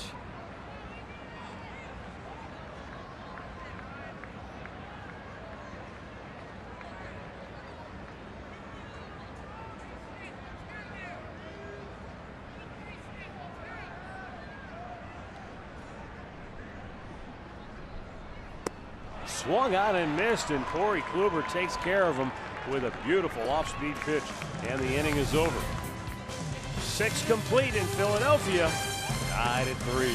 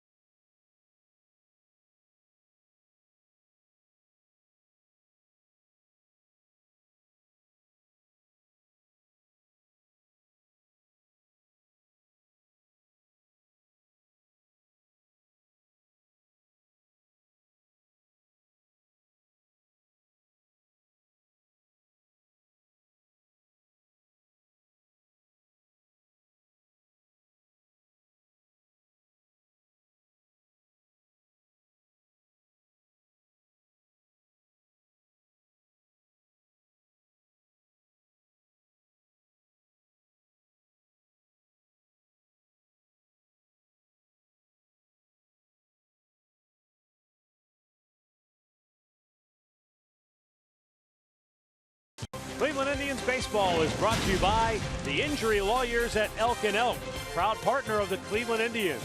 Call 1-800-ELK-OHIO. And by Ford, built Ford tough.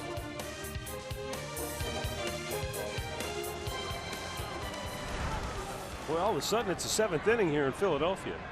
3-3 ball game. Bottom third of the Indians order due up here. Marlon Byrd, Juan Uribe, and Corey Kluber. Andrew Bailey carved him up in the 6th inning, striking out all 3. Now first pitch curveball strike to Marlon Byrd. Byrd doubled just inside the bag at third in the 2nd inning. And then he grounded out to lead off the 5th. And Bailey looking strong here tonight. It's 0-2.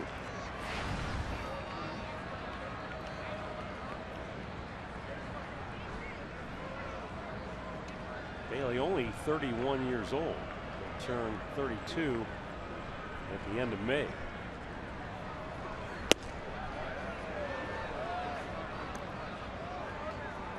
He fell off the side of the mound like he thought he had a strike, but maybe that's how he's been getting the call. He's been around the edges.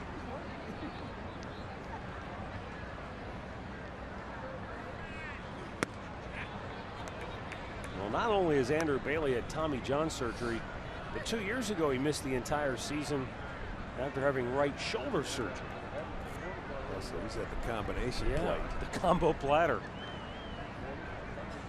That's not good. The shoulders always seem to take a lot longer, more work to come back from than the Tommy John. And everybody's different. Big curveball, pulls it foul. Well, he's shown a nice assortment of pitches tonight: the fastball, the cutter, and also the curveball.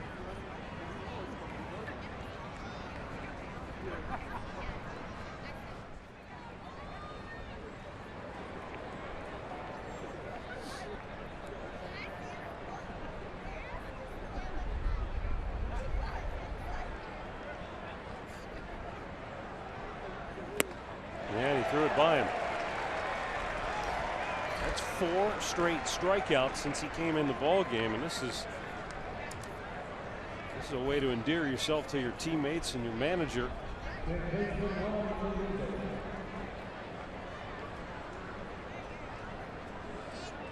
Pete Buchanan.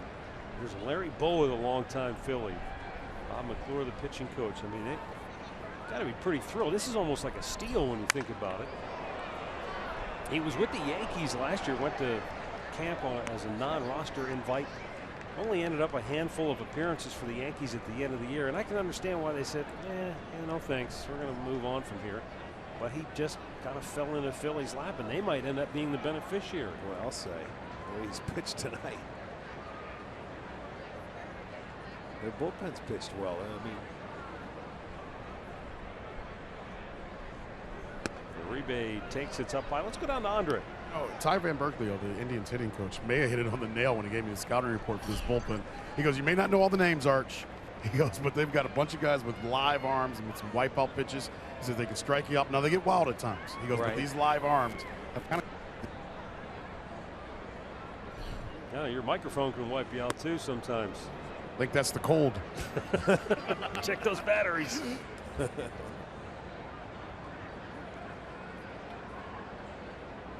No, I think as Andre said, you might not know all the names, and some of them are some beauties. We don't know because we can't pronounce them. But they have 5 shutouts as a team already in the month of April. That's nicely cut fastball or slider there. 2-2 the count.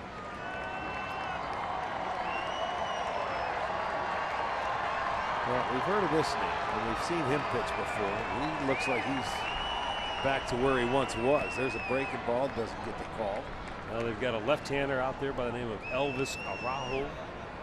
They've got David Hernandez, Dalier Hinojosa. You know him, of course. Yeah. Hector Neris. Now Brett Oberholzer we saw with the Houston Astros. Right. And of course their closer is former Indian Genmar Gomez. Right. And the guys with these arms, I mean, Gomez is your closer. Yeah.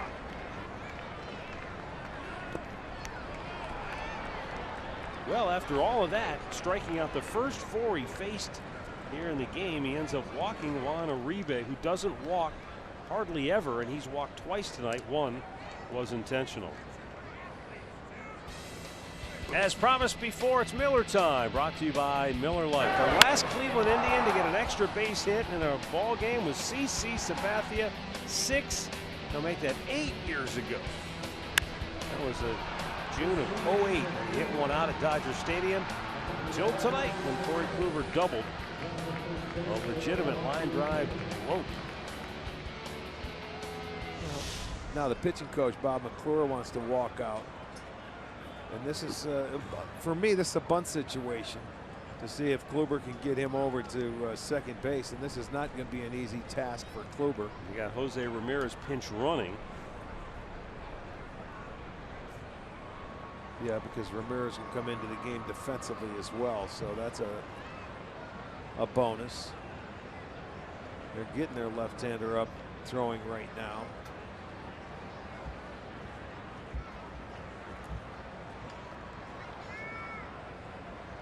I mean, even though these guys do practice, it's not a guarantee that Corey can get the bunt down right here. That's what I'm saying. I mean, he doesn't practice it every day, and it's tough enough to swing the bat and try and just put it in play, let alone bunt it.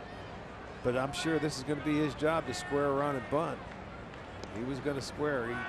He threw to first base. You see him start where he was going to square. Tipped his hand a little bit. Yeah, that's why they always throw over. Most pitchers throw over early to see if they're going to tip their hand, and you can start coming in on the corners. And this is a really tough spot for a pinch runner because you've got a hitter up there that you're not 100% sure if he's going to get it down. So you can't just take off when he squares. No, that's where you have to make sure he puts it down. You know, there's nothing you can do as the runner. Beautiful. Well done. Really well done. So Kluber does his job, and with 2 outs, the go-ahead run is in scoring You know, position. anytime you know a guy's going to bunt as a pitcher, they throw that high fastball. Now, the key is not to raise your bat, but just stay there and don't, you know, poke at it. He did a beautiful job just to put it down. Good job, Kluber. He made it look easy. A lot easier than I thought it was going to be. So he's been absolutely perfect tonight at the plate for a pitcher in the American League. Fundamentally, that's about as solid as you can get. Even though it's the second out, at least you move that runner over into scoring position. You give Davis an opportunity. This is how they got the lead in the first place. You know, initially, it was a 2-out hit by Kluber, and then Davis drove him home. So Rajay with another opportunity, and as I said before, he's done pretty good in these spots. He's 5 for 12 now with a runner in scoring position.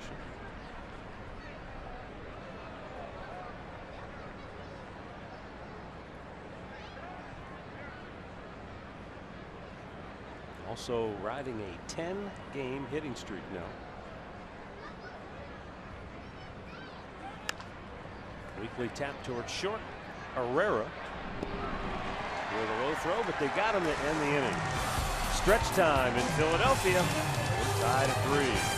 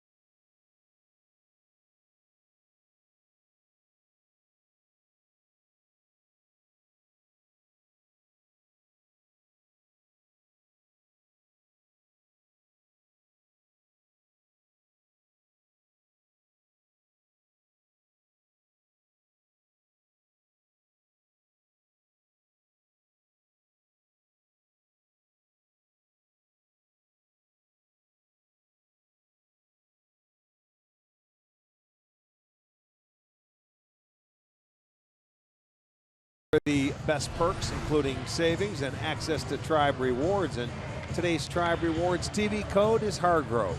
You can visit Indians.com season tickets for complete details. Indians fans standing and stretching here in 7th inning stretch. Jose Ramirez stays in at 3rd. And Corey Kluber goes back to work here, bottom of the 7th.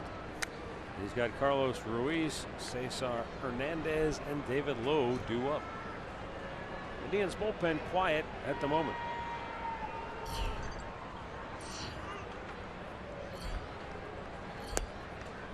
Well, that's just the 73rd pitch for Kluber.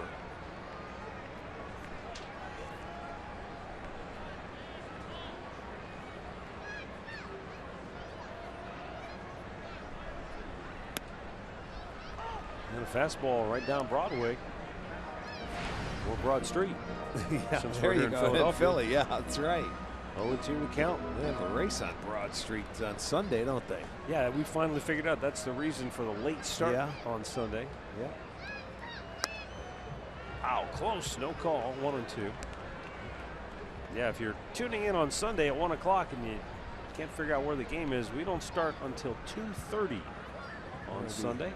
running earlier in the race, and we'll be sweating up here when we start. Swung on and missed. He got him. Ruiz is strikeout victim number 5 on the night for Kluber. 1 away. This will be our Circle K strikeout tonight. He worked him over in this at-bat. There's a good slider. Expand that zone. Had 2 strikes on him, and he gets him to chase it. They did all their scoring back in the 5th inning after the Indians put 3 on the board. They came right back and bang, bang. Howard Ruiz had doubles and an error and then a single and a double play, and it happened quickly where they were able to match that 3 spot the Indians put on. Hernandez reached on an error and scored in the 5th. Or did they give him a base hit? Where's that? It says 1 for 2 on our little score deal. Did they change that to a hit? I don't think so.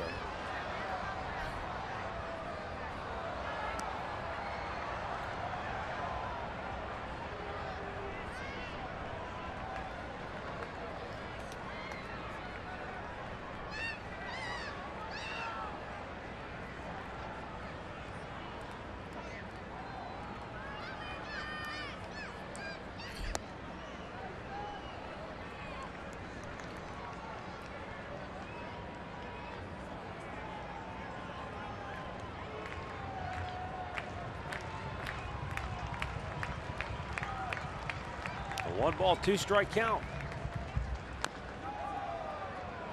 And it was officially an error, still is. So Hernandez is 0 for 2 on the night.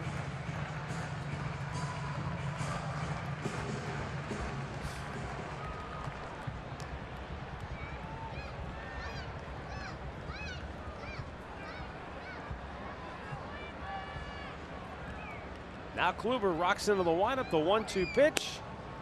And no, Hernandez not going to chase after it.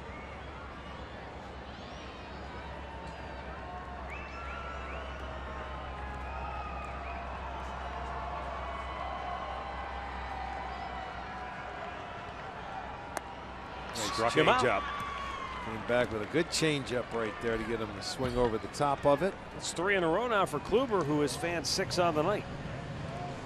Watch the movement going down on the way to the left-handed hitter. Starts it at the knees, and it just takes something off. Has that little spin to go down. Nice pitch.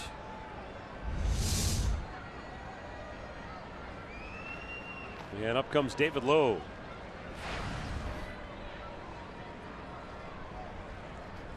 The Akron native who grew up an Indians fan.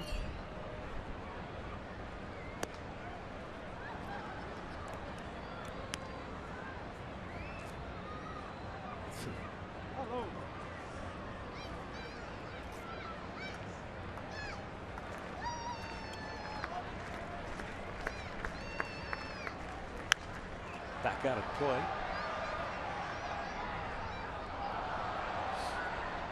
Lowe hit a base hit RBI single on a 3-1 pitch in the 5th. He picked it up off the ground, down and in, and you talk about a typical left-hander's swing plane. That couldn't have been 6 inches off the ground.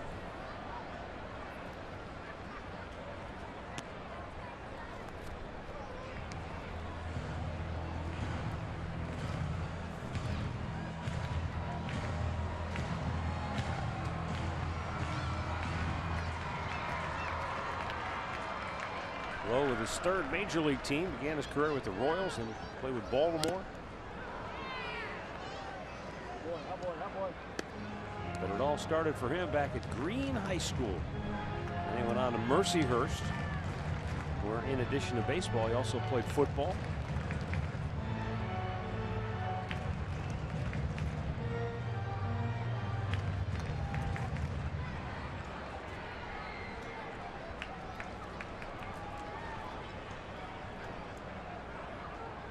Time call just as Kluber was starting his windup there.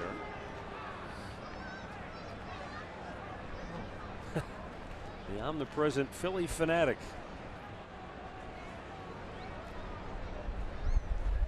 One of baseball's most well-known mascots. The 2-2 is lashed foul. Another changeup.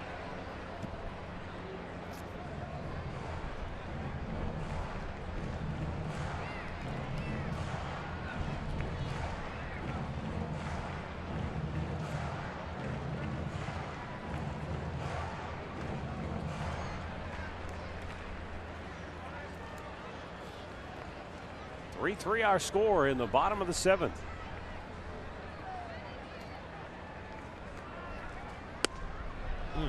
Wow. 94-mile-an-hour fastball.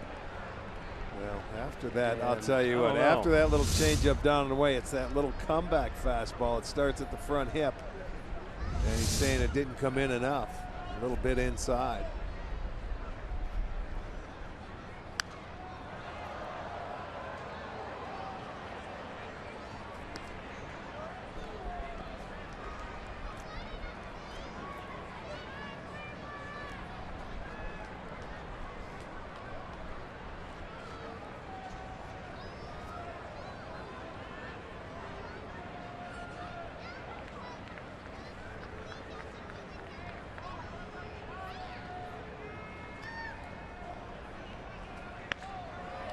Popped him up on the infield. Easy play for Lindor. And Kluber with a couple of strikeouts here in the 7th inning sets him down 1-2-3.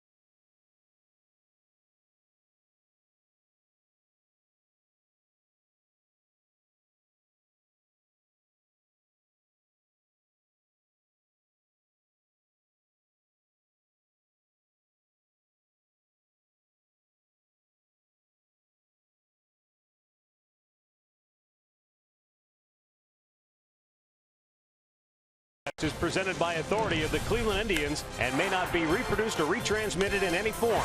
And the accounts and descriptions of this game may not be disseminated without the express written consent of the Cleveland Indians. Philadelphia Freedom. 3-3 as we go to the 8th inning. And a new pitcher for Philadelphia will be Elvis Araujo. This left-hander on for the 7th time this year. He's 1-0 with a 2.45 ERA. And he's got Kipnis, Lindor, and Brantley. Yeah, a couple of the left-handers that the Indians will throw at him.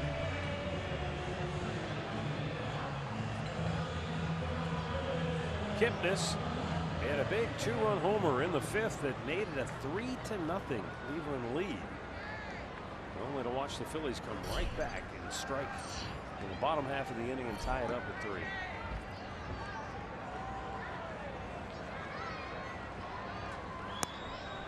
Blow it away, ball 1.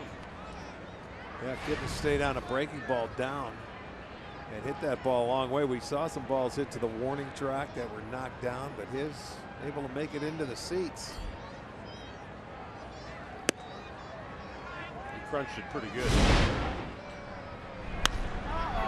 Down, he likes that ball down in the wheelhouse. And there it is. First, second row, but it was hit hard.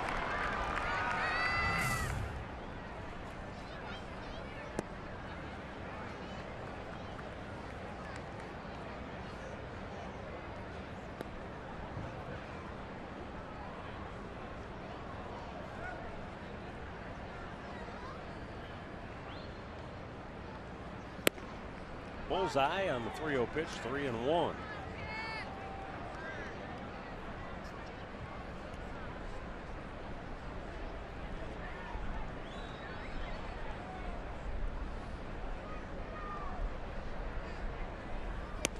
In tight, he walked him, and the Indians have the leadoff man aboard here in the 8th. Tomorrow, Major League Baseball continues on FS1 as Buster Posey and the Giants take on the defending National League champion New York Mets. It all starts at 3:30 Eastern on Fox Sports 1, or you can watch it live on Fox Sports Go. Francisco Lindor.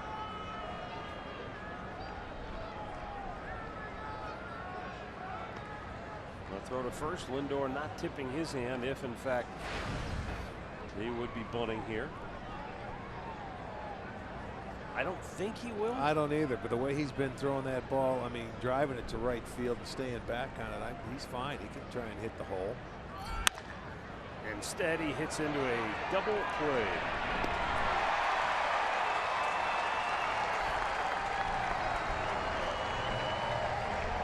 And that quickly takes care of that.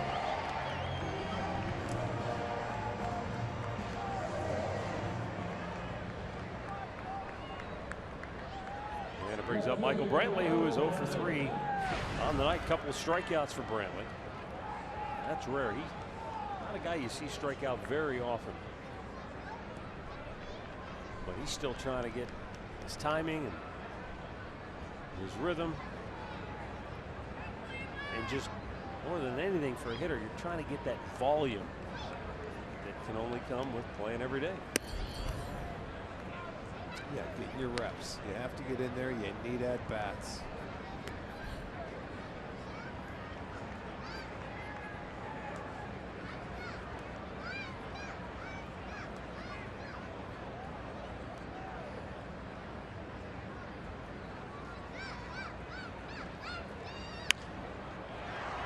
$18,677 on a chilly night here in South Philly.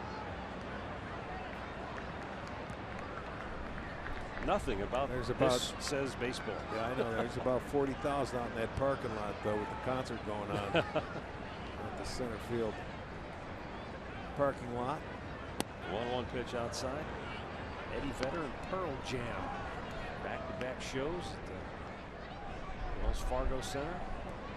It's really a neat complex here in South Philly with the football stadium, baseball stadium, and the hockey. Does the basketball team play there too, Wells Fargo? I would think so. Yes. So that everything's right here. One-stop shop. Yeah. And any friend or any team you want to see. Hockey, basketball, baseball, or football. And rock concerts. Michael Brantley has worked the count to 3-1. And Elvis Araujo delivers. And Brantley smokes it to deep right field, and it is off the wall. He's headed for second base, and Borges' throw hits the cutoff man. Brantley in scoring position with 2 down. Well, there you go. He's able to turn on that ball. Third double for the Indians. Nice and quick inside. Just put that front foot, just put it down. Looks like we're going to get a double switch here from Philadelphia, but by the time Borges can get it in, Brantley's into second base, so we have a double switch. Go back to the bullpen. So Brantley delivers a 2-out double. And Mike Napoli will be coming to the plate. So the right-handed hitter, they want a right-handed pitcher to face him, and we'll be right back.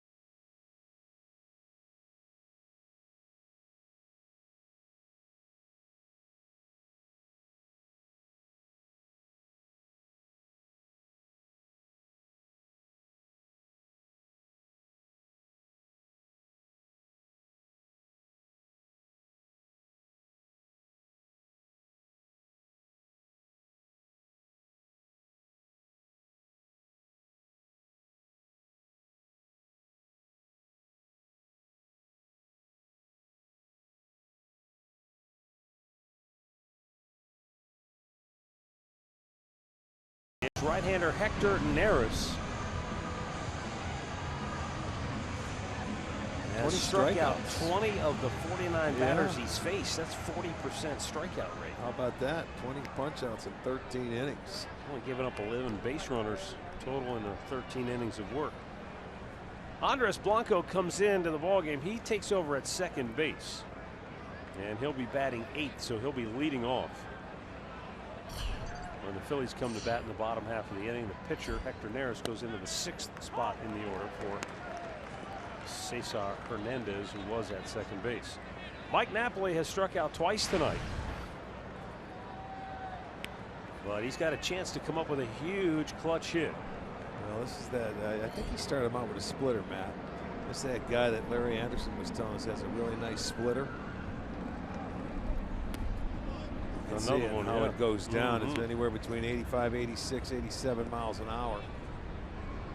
Napoli has definitely had some clutch hits. 7th inning on, he's been very good. We're in that situation now. They could use a base hit.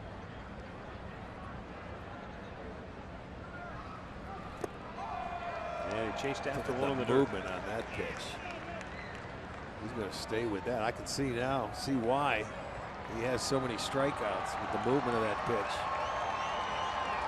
He came out and once Bob McClure and the staff saw him start pitching, they said, you may want to use that a little bit more. You know, use that splitter.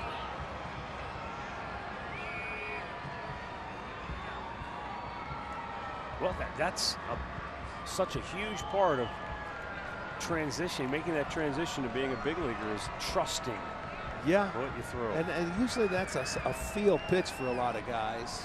But boy, oh boy, he's got a good feel for it now. He strikes out Napoli, and the inning is over. Middle of the 8th. Deadlocked at 3 in Philly.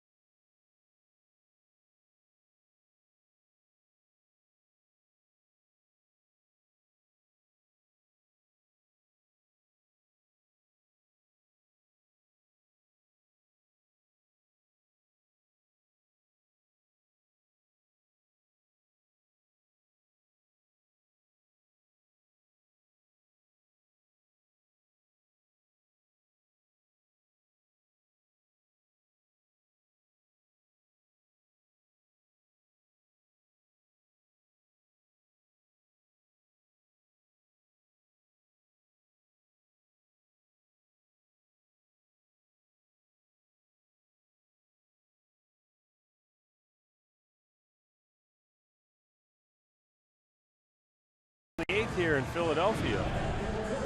Shaw on for the 11th time this year. He'll be facing Andres Blanco, Peter Borges, and Odubel Herrera here in the 8th inning for Philadelphia. 3-3 ball game. Indians led 3-0 with a 3-run top half of the 5th, and the Phillies came back, and the first 3 batters all reached and scored in the bottom of the 5th. Outside of that, there hasn't been much offensively other than that 1 inning. That's it for both teams, really. I mean, outside of that inning, Philly has 2 hits in the game. Yep. And the Indians have 3. Outside of that 1 inning. Crazy.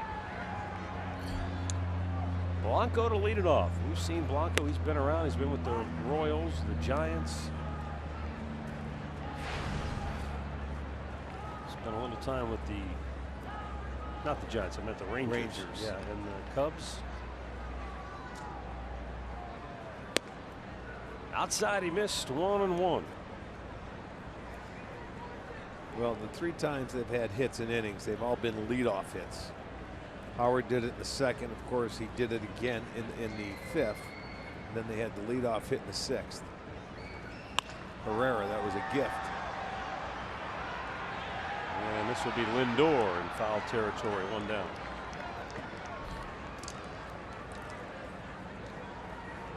Revisiting the keys to the game, brought to you by Mazda. The Indians' right-handed hitters went 4 for 15. Rajay Davis delivered a key RBI single, and of course Corey Kluber with that double, also an important part of tonight's game. And the Indians have been able to keep Maikel Franco at bay. He's 0 for 3. Peter Borges 0 for 2 on the night.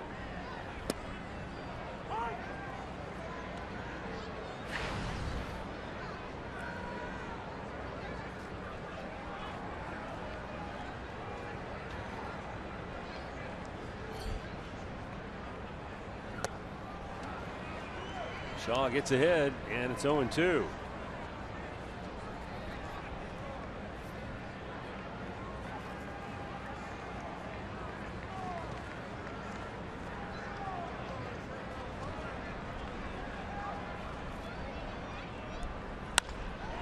Shoots it to right and right into the glove of Mike Napoli.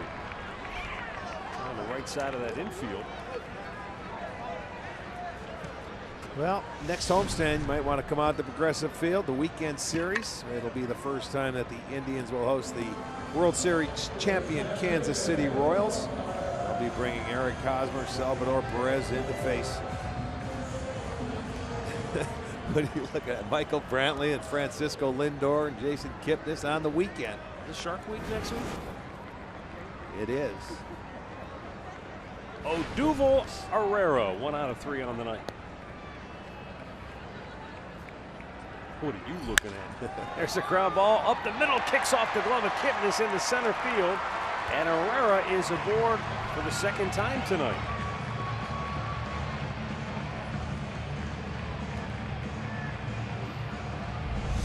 Looks like a little cutter coming in. It's on the backhand side. Kipnis going to his right. Goes up. I would imagine they're going to give him a hit there. Yeah. I would think.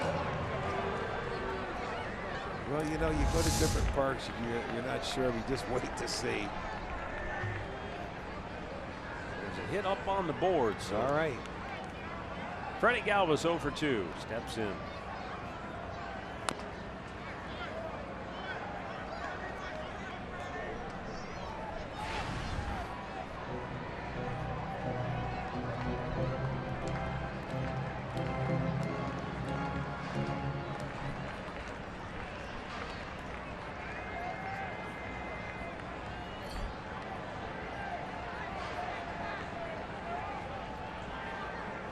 Has 4 steals out of 5 tries. Close, they got him. Herrera picked off to end the inning. And Mickey Morandini can't believe it. Right under his own watchful eye. They'll look to the dugout to see if they want to challenge it. I don't see anybody making any motion. It's Pete McCann saying, "Ah, forget about it." He said, "Let's go. Let's get out of here."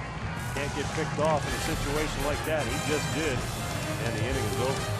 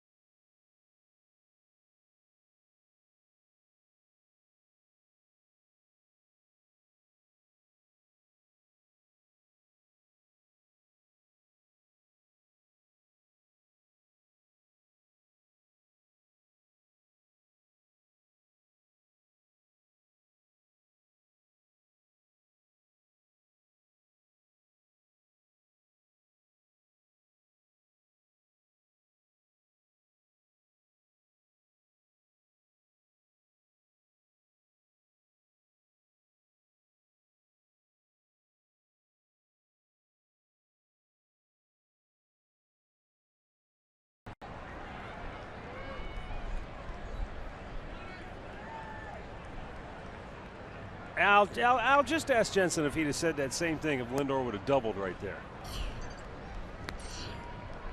I mean, come on, right? It's easy to go back and say, oh, he should have butted him there. He hit into a double play. But, you know, we talked about it at when he went up to the plate. Gomes, swing and a miss.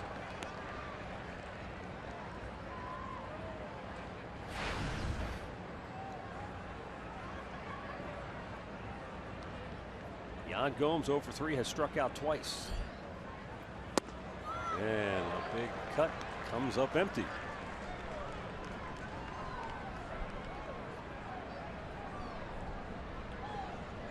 Wow. The New York Mets are laying one on the San Francisco Giants tonight. Yes, they are. Angel Pagan has just hit a home run for San Francisco to get them on the board, but they're down 12-1.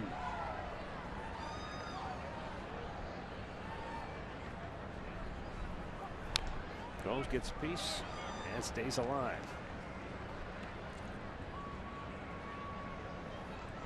I think Cespedes hit a grand slam in that game.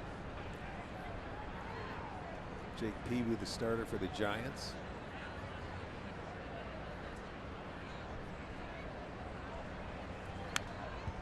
All right, back. Gomes hanging in there.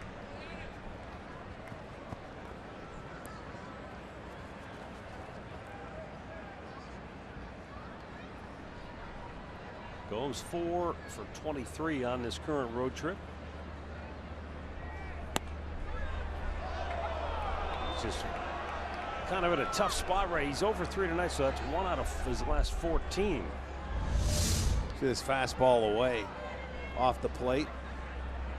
And it is off the plate. His last hit was a home run. But he goes down swinging here. 1 away. 13th, let me see, 7. Yeah, another 13 strikeouts now for Indians batters tonight. That's the splitter, and it is a good one. So Neris has 2 strikeouts and gets the first out here in the 9th. And it brings up Marlon Byrd, who doubled his first time up tonight. That is a nasty pitch. You don't want to let him get to that, but I mean, he's been throwing it early, and he can put you away with it late. You know, it's tough not to hit the top part of that ball, and if you hit it on the ground when you put it in play, as much as that ball is going down.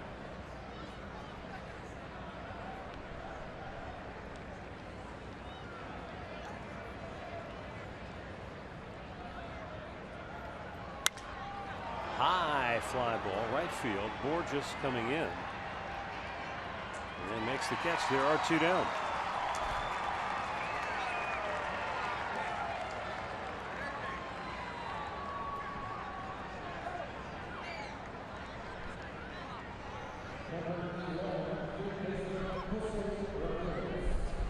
Jose Ramirez gets his first at bat of the night. He came on as a pinch runner when Juan Uribe walked in the 7th inning. And Ramirez has done a nice job. He's hit in 5 straight games.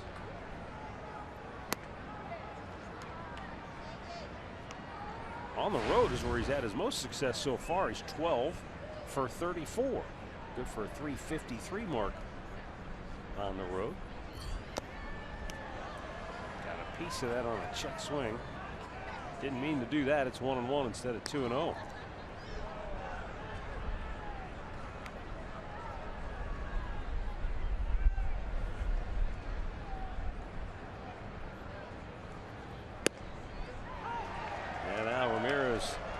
Looks at a pitch for a strike. And it is 1-2.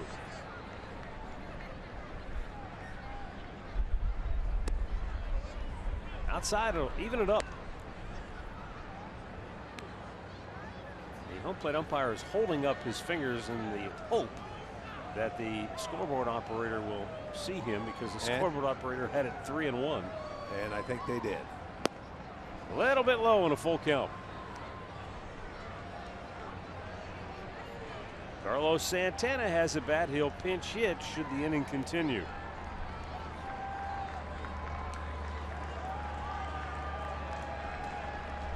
The 3-2, and Ramirez goes down swinging. Another K for Philadelphia pitching. And we'll go to the bottom of the ninth, knotted up at 3.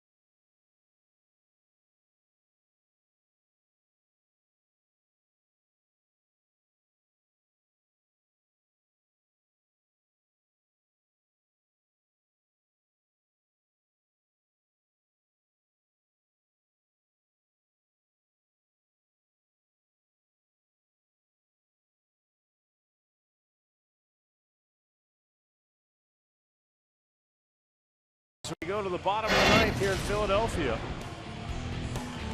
Corey Kluber at the dish. Indians' first extra base hit from the pitching position in 8 years as he doubles down the line. And then that sparked a rally because he would come around and score when Rajai Davis drove him home with a 2-out single, and then Jason Kipnis hit a 2-run homer, and it was 3-0 Cleveland. But unfortunately for Kluber, he couldn't hold the Phillies down in the bottom half of the inning as they struck for 3. And it's been that way ever since. Bottom of the ninth will be Freddie Galvis, Michael Franco, and Ryan Howard due up against Zach McAllister.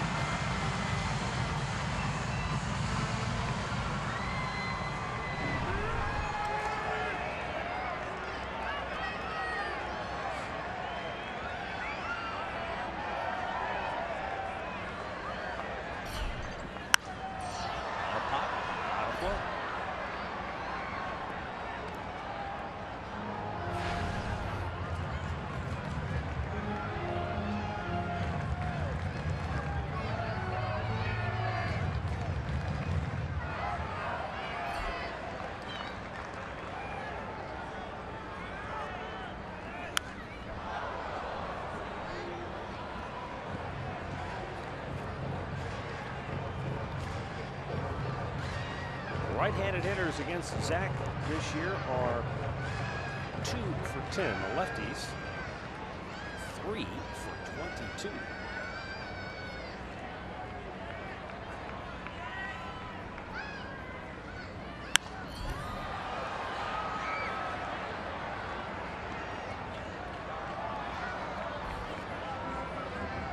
With his fastball, could command a good off-speed pitch, a secondary pitch.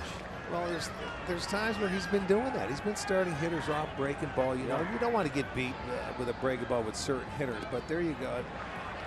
He's tried it a lot more this year, and there's been times where it's been a nice pitch, but it seems like when push comes to shove and you get into the must throw a strike pitch, it comes back to the fastball.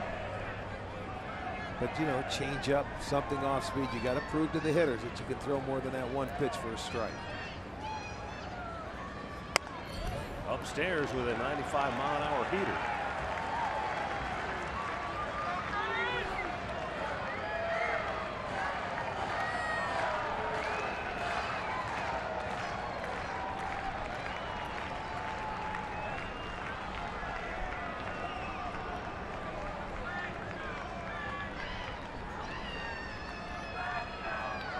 McAllister's 2-2, and Galvis swings through it, 1 away.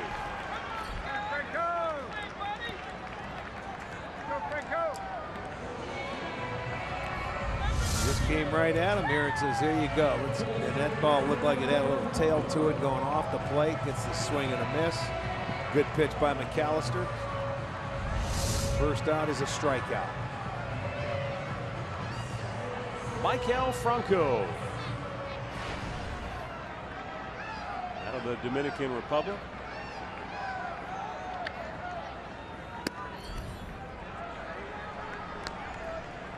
Say this guy's a very good third baseman defensively as well. A lot of promise, and he's got some sock in his back. And he's got that uppercut for a right-hander that, I mean, he tries to not just hit home runs, hit them really far.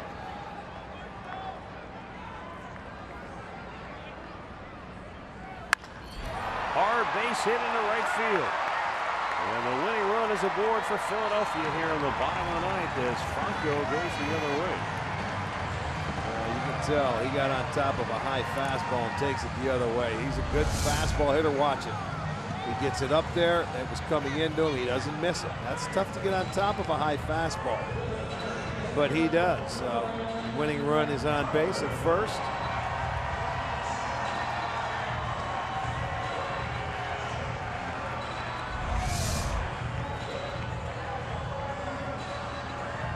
And big Ryan Howard coming to the plate.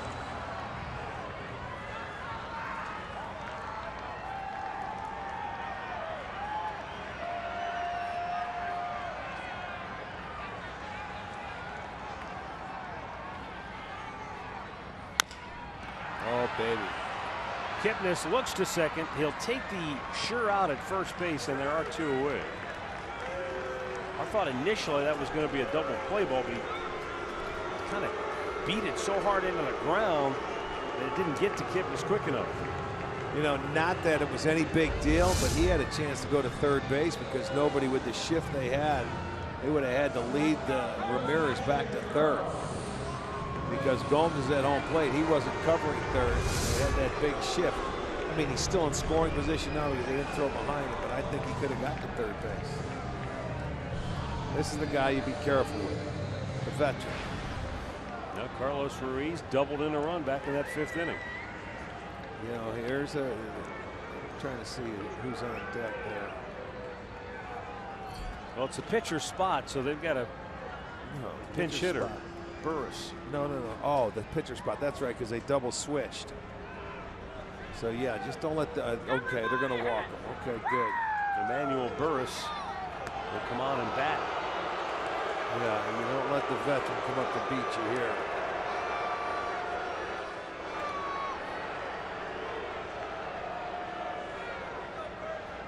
Oh, that one kind of came back. Oh, it towards sure the plate, did. didn't it? It did. Gomes went right. He had the right blinker on. He ended up making a left. Well, Emmanuel Burris is a switch hitter.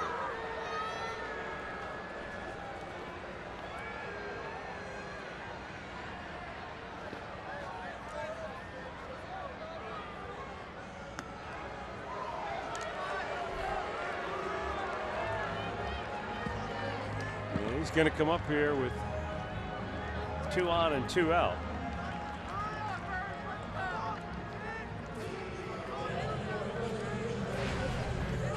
And he's got a chance to win it now for Philly.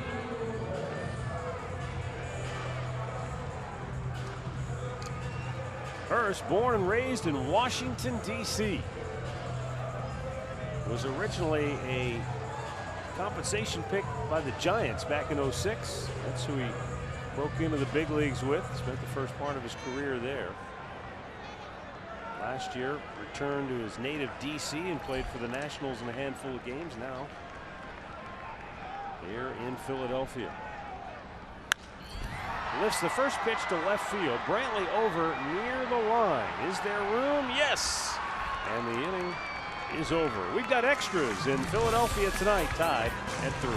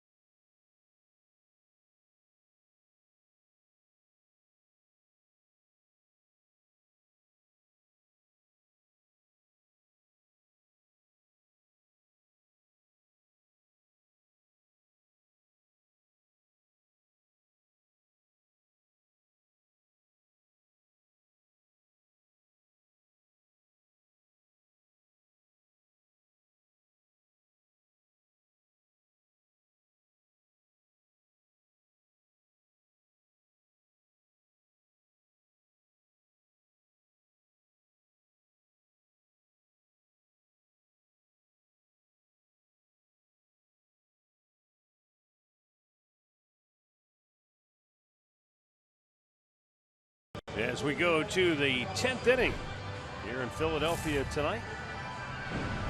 New pitcher is right-hander David Hernandez, coming on for the 11th time this season. He has struck out 16 batters in only 9 1/3 innings of work.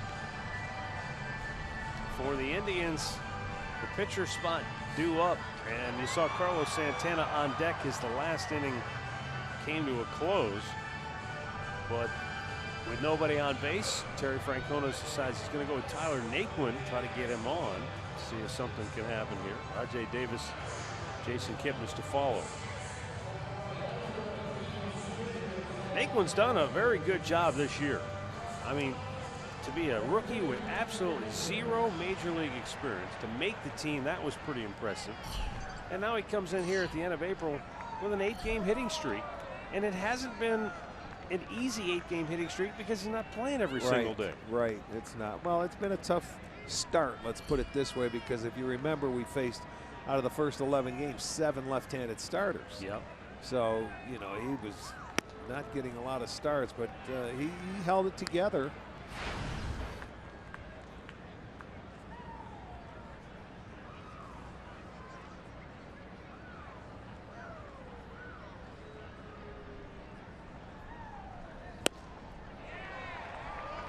One ball, one strike.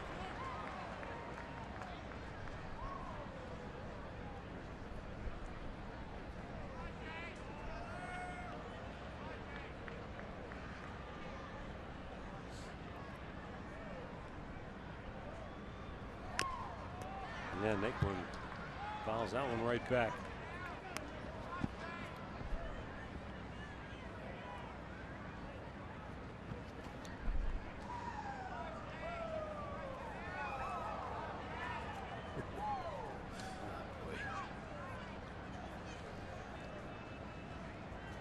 The 1-2. And again, Naquin fouling it off.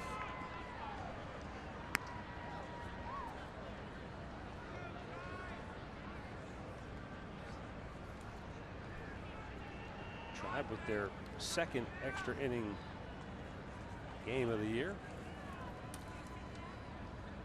And the Phillies, they're third already. They're 2-0. Yep.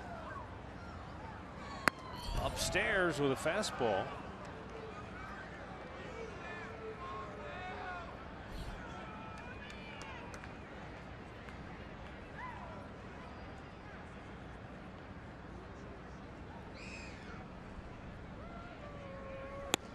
And he strikes him out.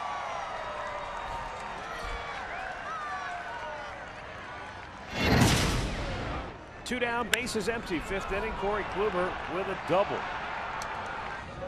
Next man up, Rajai Davis knocked him home. And Jason Kipnis followed with a 2-run homer. And that has been it for the Indians tonight. They have just 3 hits outside of those 3 consecutive hits in the 5th inning. Rajai Davis taking a strike.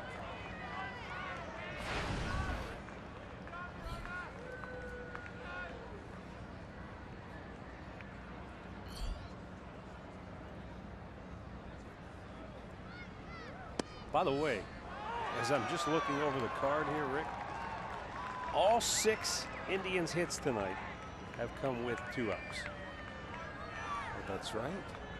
They sure have. And Davis goes down hacking, and the strikeouts continue to pile up. 16 now. 2 down here in the 10th for Jason Kipnis.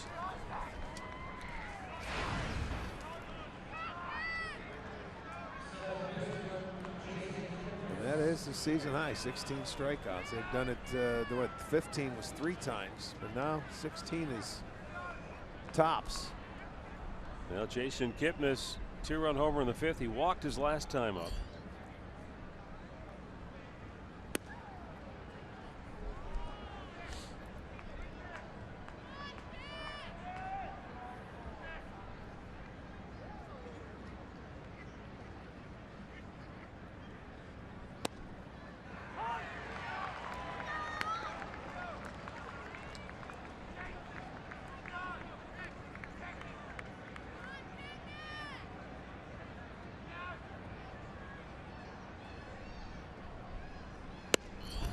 just a bit inside. This guy's got a good arm too, David Hernandez. Yeah, they've had up their mid-90s.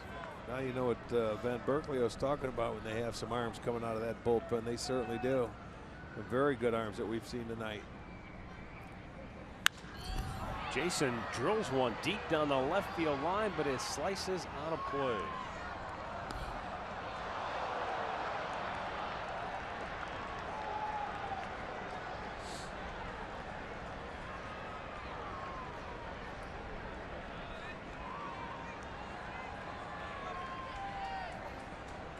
Give those people credit that they can still get up out of their seats and move. The 2-2. High heat. And Hernandez strikes out the side. That's the second time in the ballgame that a Phillies pitcher has struck out the Indians in order.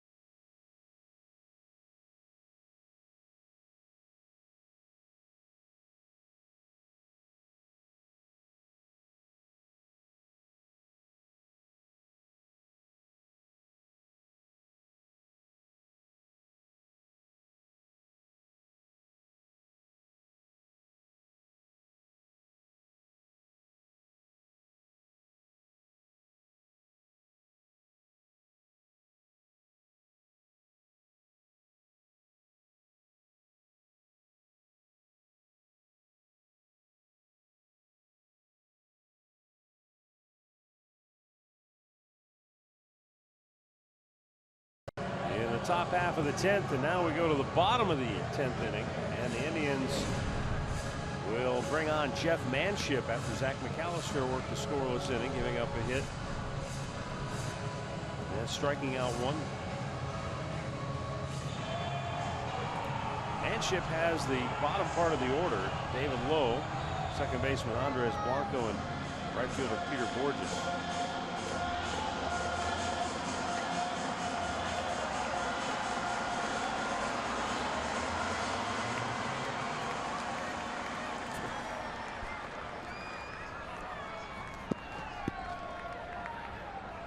David Lowe, 1 out of 3 tonight. He drove in the last run of this game.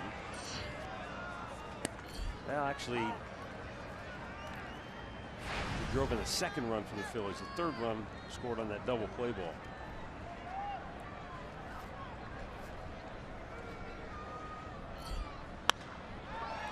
Loop toward left near the line. Going to be a tough play, and that is a fair ball. Lowe on his way to second. Brantley's throw chases him back to first base. Oh, he had his head down. He was going for 2. I thought he was going. But I think an alarm went off in his head. Maybe said, wait a minute. That's Michael Brantley out there, huh? He's off the DL. Well, let's put the brakes on. You know, and it wasn't that deep. It was, you know, it was blooped in there, and he just placed it beautifully. Brantley cuts it off with the bare hand, and he realized, I have to get it in quickly. It would have been close because behind him, Napoli was going to back up the throw. Did he come out of the batter's box like thinking double? But that's a single, placed perfectly. Now Andres Blanco, and the Indians looking for a bunt. Jose Ramirez way in at third.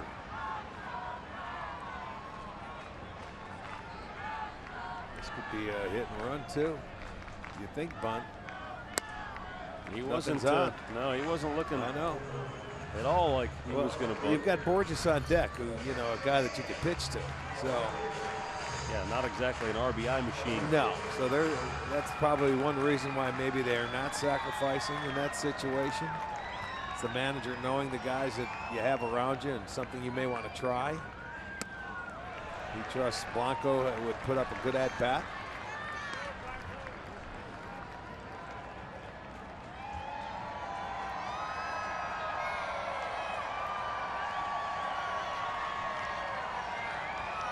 Getting a chance to see the Phillies a lot. No, the only guys on the bench are the backup catcher and a backup outfielder. Yeah. So they're pretty much going to stay with what's going on right now. Swung out and missed. That was not a really good swing for a 2-0 count. You know, and it was a pitch that Manship made a decent pitch. That's off the plate. He helped him out. That's a 2-0 count. Possibly could be 3-0. So he did Manship a favor, and you say thank you. Pitch had some good run to it. It certainly did. Quick throw, but low back. They better not get another guy picked off tonight, or Pete McCannon might make him run laps after the game. That was a key spot there. I know there were 2 outs, but Odubel Herrera got picked off to end the 8th inning, and he was the winning run, or at least the go-ahead run at that point. 2-1, and a slow one hopper to Lindor. They'll get the force at second. 1 away. The ball was just hit in slow motion to Lindor.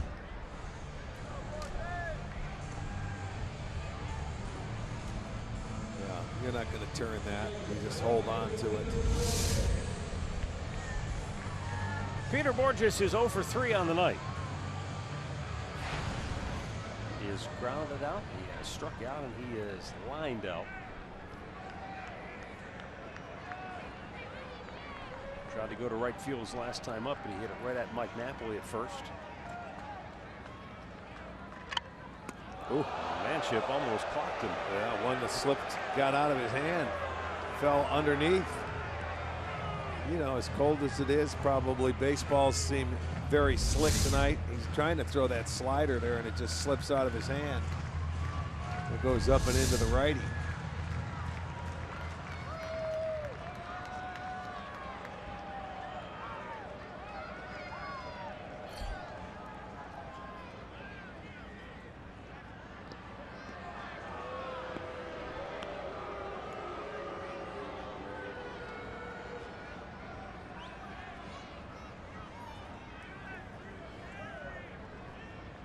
Blanco does not have a steal or an attempt so far on the year.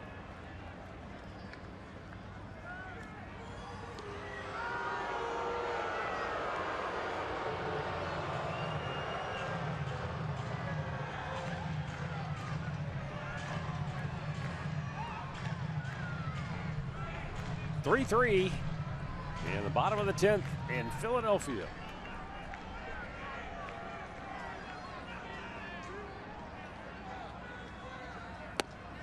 Painted the outside corner. 1 ball, 1 strike. Same 2 teams tomorrow night, 7 o'clock, first pitch.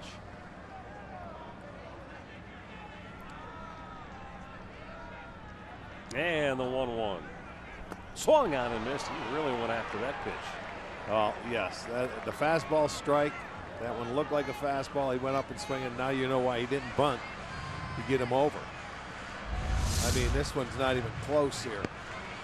That one was in the left-handed batter's Yeah, it box. sure was. Well, see if he goes fishing. May go again.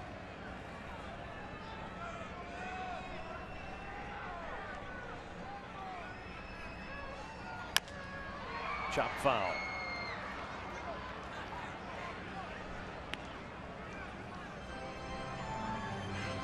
So Borges stays alive with the winning run at first and 1 out here in the 10th inning.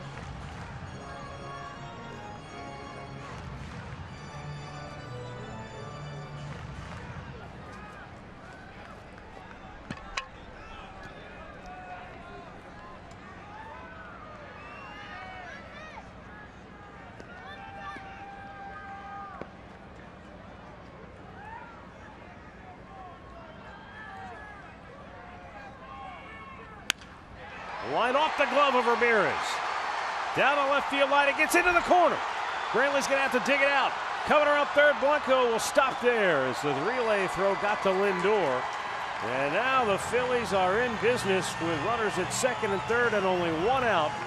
On a ball, Peter Borges line off the glove of Jose Ramirez, just off the edge of the webbing, it looked like. Yeah, I want to see where that pitch was. That was something upstairs for him to hit. He had him to chase one that, was in the left-handed batter's box earlier and never went back to one out of the zone, down and away. He gave him something that he was able to pull. That was a slider that just stayed flat in the middle of the plate. And they're going to hit a double second and third now. They're going to meet out there and talk about it. You got Herrera, the leadoff hitter. Do you want to walk him and have a double play in order, or do you give him an opportunity to try and pitch to him? And if you walk him, you go ahead. You know what I'm saying? Sometimes guys don't like to put him on because then you're forced. You have to throw strikes. But Mickey Callaway is going to be out there talking to him. He talked to Tito. They're going to relay the message. And what do you do? We'll see. A lot of times you don't like to give that pitcher the added pressure if you have to throw strikes. But you got to be careful of this guy, and he's got a lot of movement in his swing. Well, he's got 2 hits on the night, but they're both sort of tainted in that the first hit was a miscommunication between Kipnis and Napoli as the ball dribbled between them, and the second one, it was hard hit ball, but I'm sure Kipnis would tell you, and I probably should have made that. Sure. Well, here you go. They're just going to walk him, and okay, this guy finds a way to put his bat on the ball. That was one of my points of contention there. So they're going to put him on, load the bases. The outfield's going to have to come in a little bit for the next hitter in Galvis.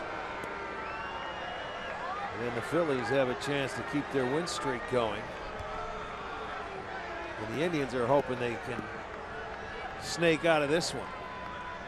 Philadelphia has won 3 in a row. As Cody Allen is trying to get loose, but I don't think he's ready to come into the game in this spot, but we'll wait and see.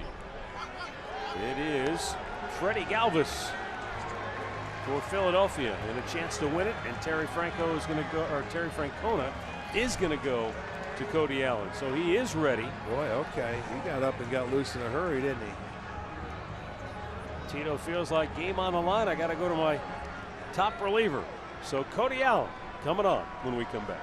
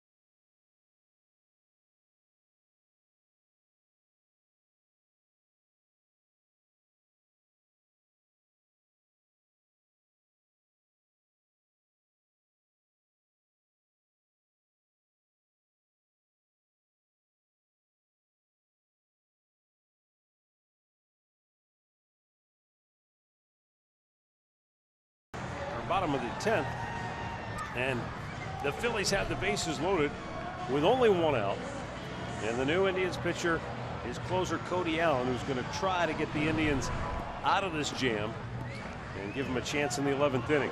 But it won't be easy because the margin for error is slim. There is no margin for error.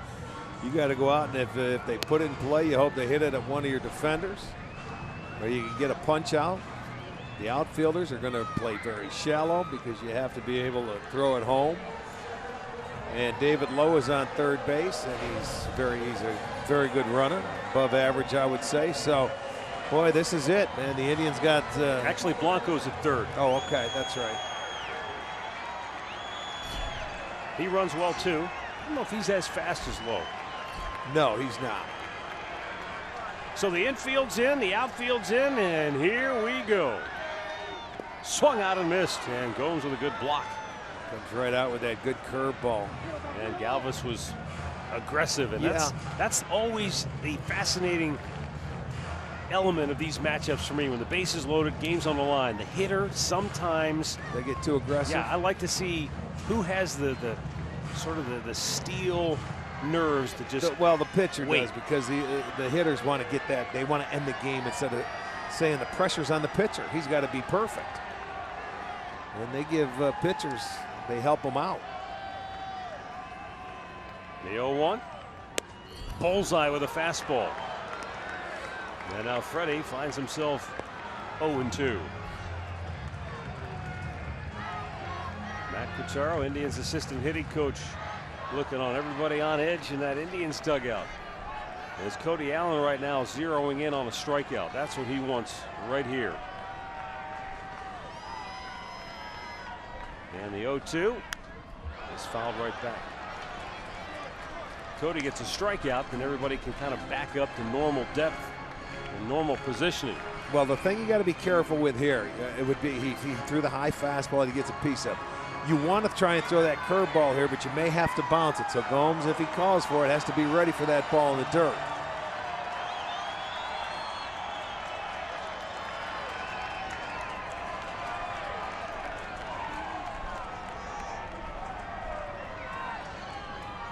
And the 0-2 is a breaking ball, but he fouls it back.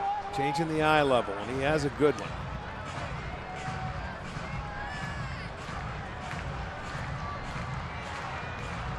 See, that's the time when you want to throw a wipeout curveball and bounce it, but you have to really be careful. It's a tough situation to do it in.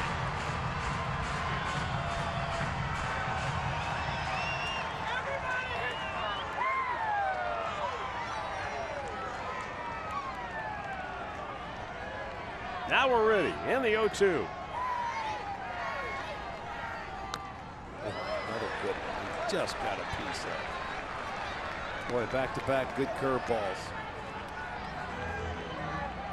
And this one was going down and in, so usually you'll see him swing over the top, and look at, he catches the last thread of that curveball right there to foul it down near his feet.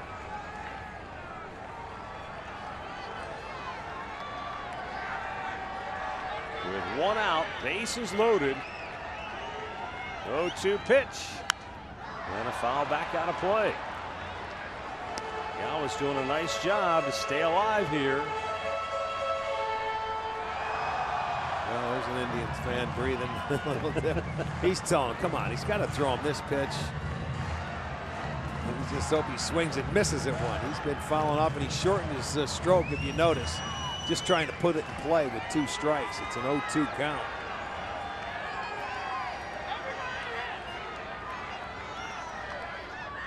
Curveball in the dirt, and he strikes him out. Beautiful. He had to take that chance and throw one in the dirt. They did it. Gomes blocked it, and he couldn't check his swing. This is really a nice sequence here by Cody Allen. There's the first breaking ball down, strike one. Then he nails a fastball. And comes back with a high fastball. He'll come back with a breaking ball, and then a better breaking ball down and in. And then he's going to throw the high cheese, fouled off. Now you bounce it. Beautiful. Very nice sequence right there. So now you're just one out away from getting out of it, and keeping this a tie ball game. But now everybody's back to normal position. Infield, outfield. And Maikel Franco is the batter, and he is 1 out of 4 on the night. A dangerous hitter here. He's got 5 home runs. 14 runs batted in for the Phillies. At the outset of our telecast, we highlighted the 2 young stars, Francisco Lindor and Maikel Franco.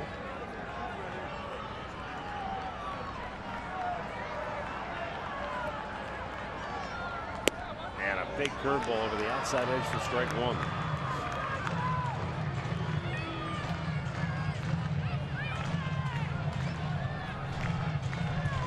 This is one of those situations, you know, Cody Allen's not used to coming into a game where, yeah, it's not a clean inning. This is like old school closer stuff. You got to come in sharp, and he certainly wasn't to the first hitter. He was right on the money. Terry Francona used to manage right here in Philadelphia, an old Veterans Stadium. The 1-1 pitch. Ground ball headed toward Lindor. The long flip to Kip ends the inning, and we play on to the 11th.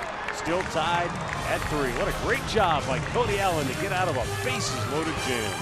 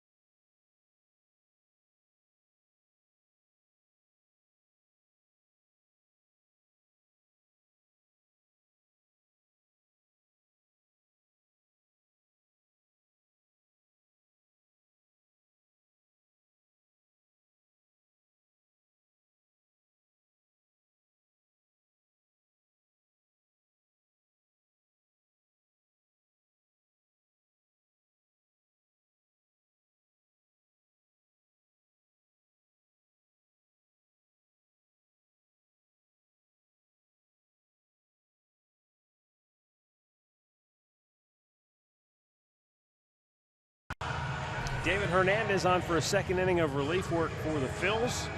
And why not after he struck out the side in the 10th inning.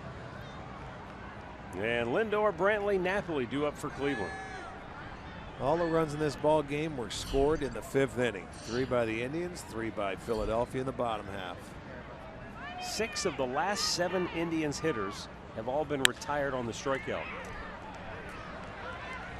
And one pitch, Lindor bounces out. 1 away.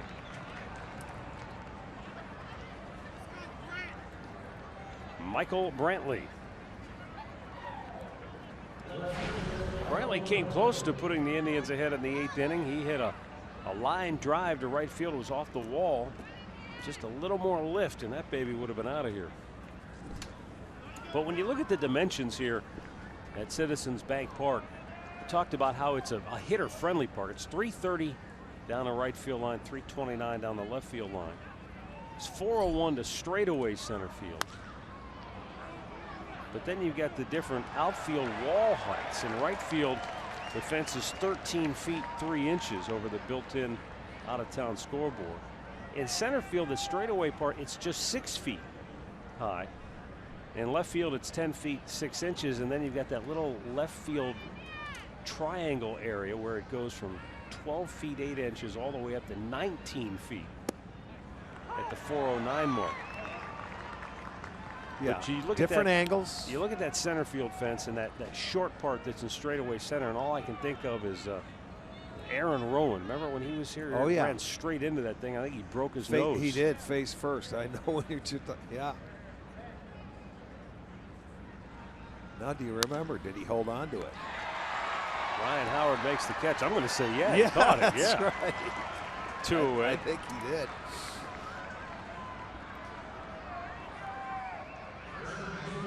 Now Michael hit it hard, but right into the big glove of first baseman Ryan Howard. And with 2 down, Mike Napoli will be the batter. 0 for 4, has struck out 3 times tonight.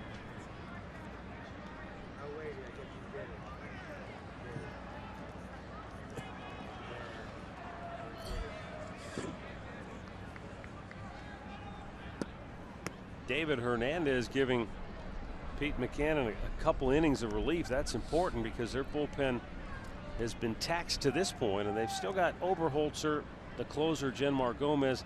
I think Hinojosa is a guy maybe they wanted to stay away from tonight. Right. Well, you never know. There's always somebody in that bullpen that needs a day. Yeah, they're coming off the series. Yeah. They had a game last night in the series in Washington, so that very well could be true. Sometimes those plans go right out the window, though, in a game like this. Down low, 2-1.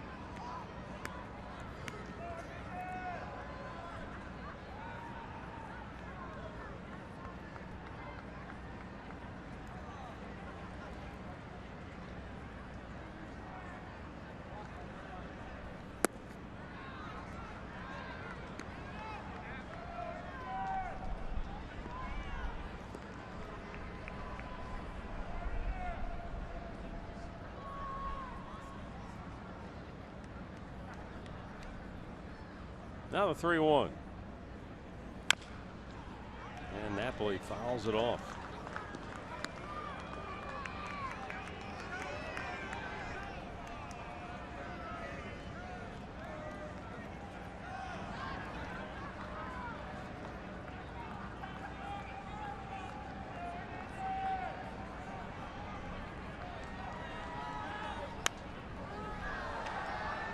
Got an off-speed pitch that time, but couldn't do anything with it.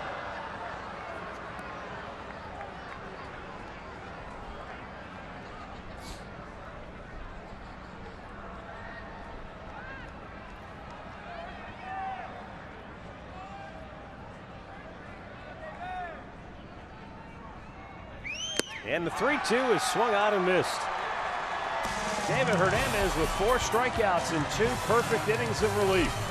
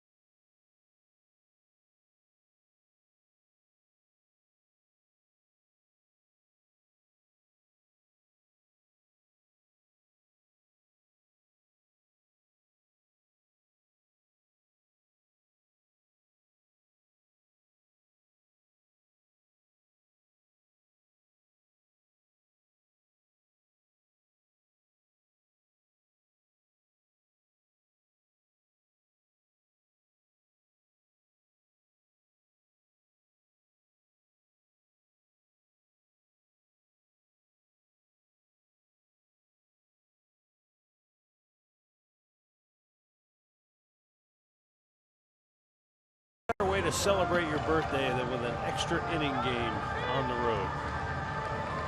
Oh, Tony Abato celebrating with a piece of cake down there at the clubhouse, probably all by himself right now. Well, it better be a big piece of cake. He's been eating it for a while. Well, Ryan Howard's going to lead off the bottom of the 11th for Philadelphia. They got all the Rocky memorabilia they're pulling out here. Some scenes from the new movie. Playing Eye of the Tiger here.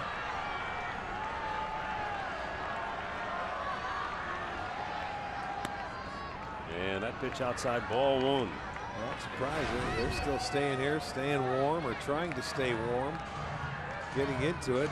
The Phillies, they've been playing very well, off to a good start this year, surprisingly.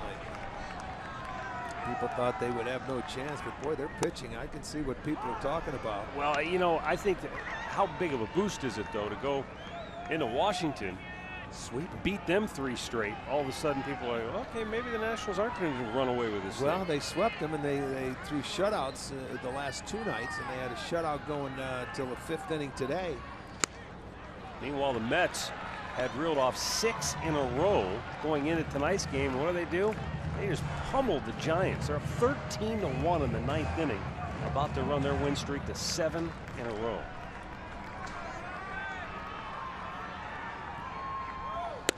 Missed inside to Ryan Howard, and it's 3-1. Well, you're going to be a little careful of this guy and not make a mistake. And even if you happen to walk him, no worry, because he can't run. Hits it hard but foul. Just make sure he keeps the ball in the ballpark.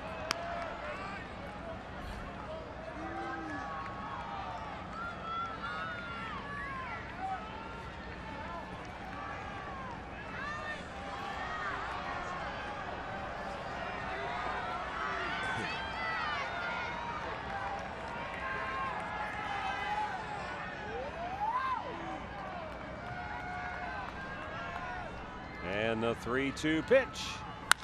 Hit hard, hit deep, and the Phillies win again. 4 in a row for the Fightin' Phils as they take the series opener in walk-off fashion, 4-3.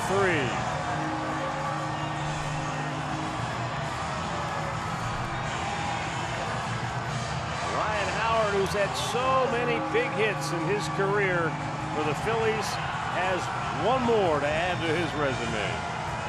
Well, that's one thing that Cody didn't. He went at him. And it looked like it was a left-hander down and in. And you can see what he did. He deposited that ball. It's his 3rd hit of the night. Had the single, a double, and now the game-winning home run to give the Phillies the win in extra innings.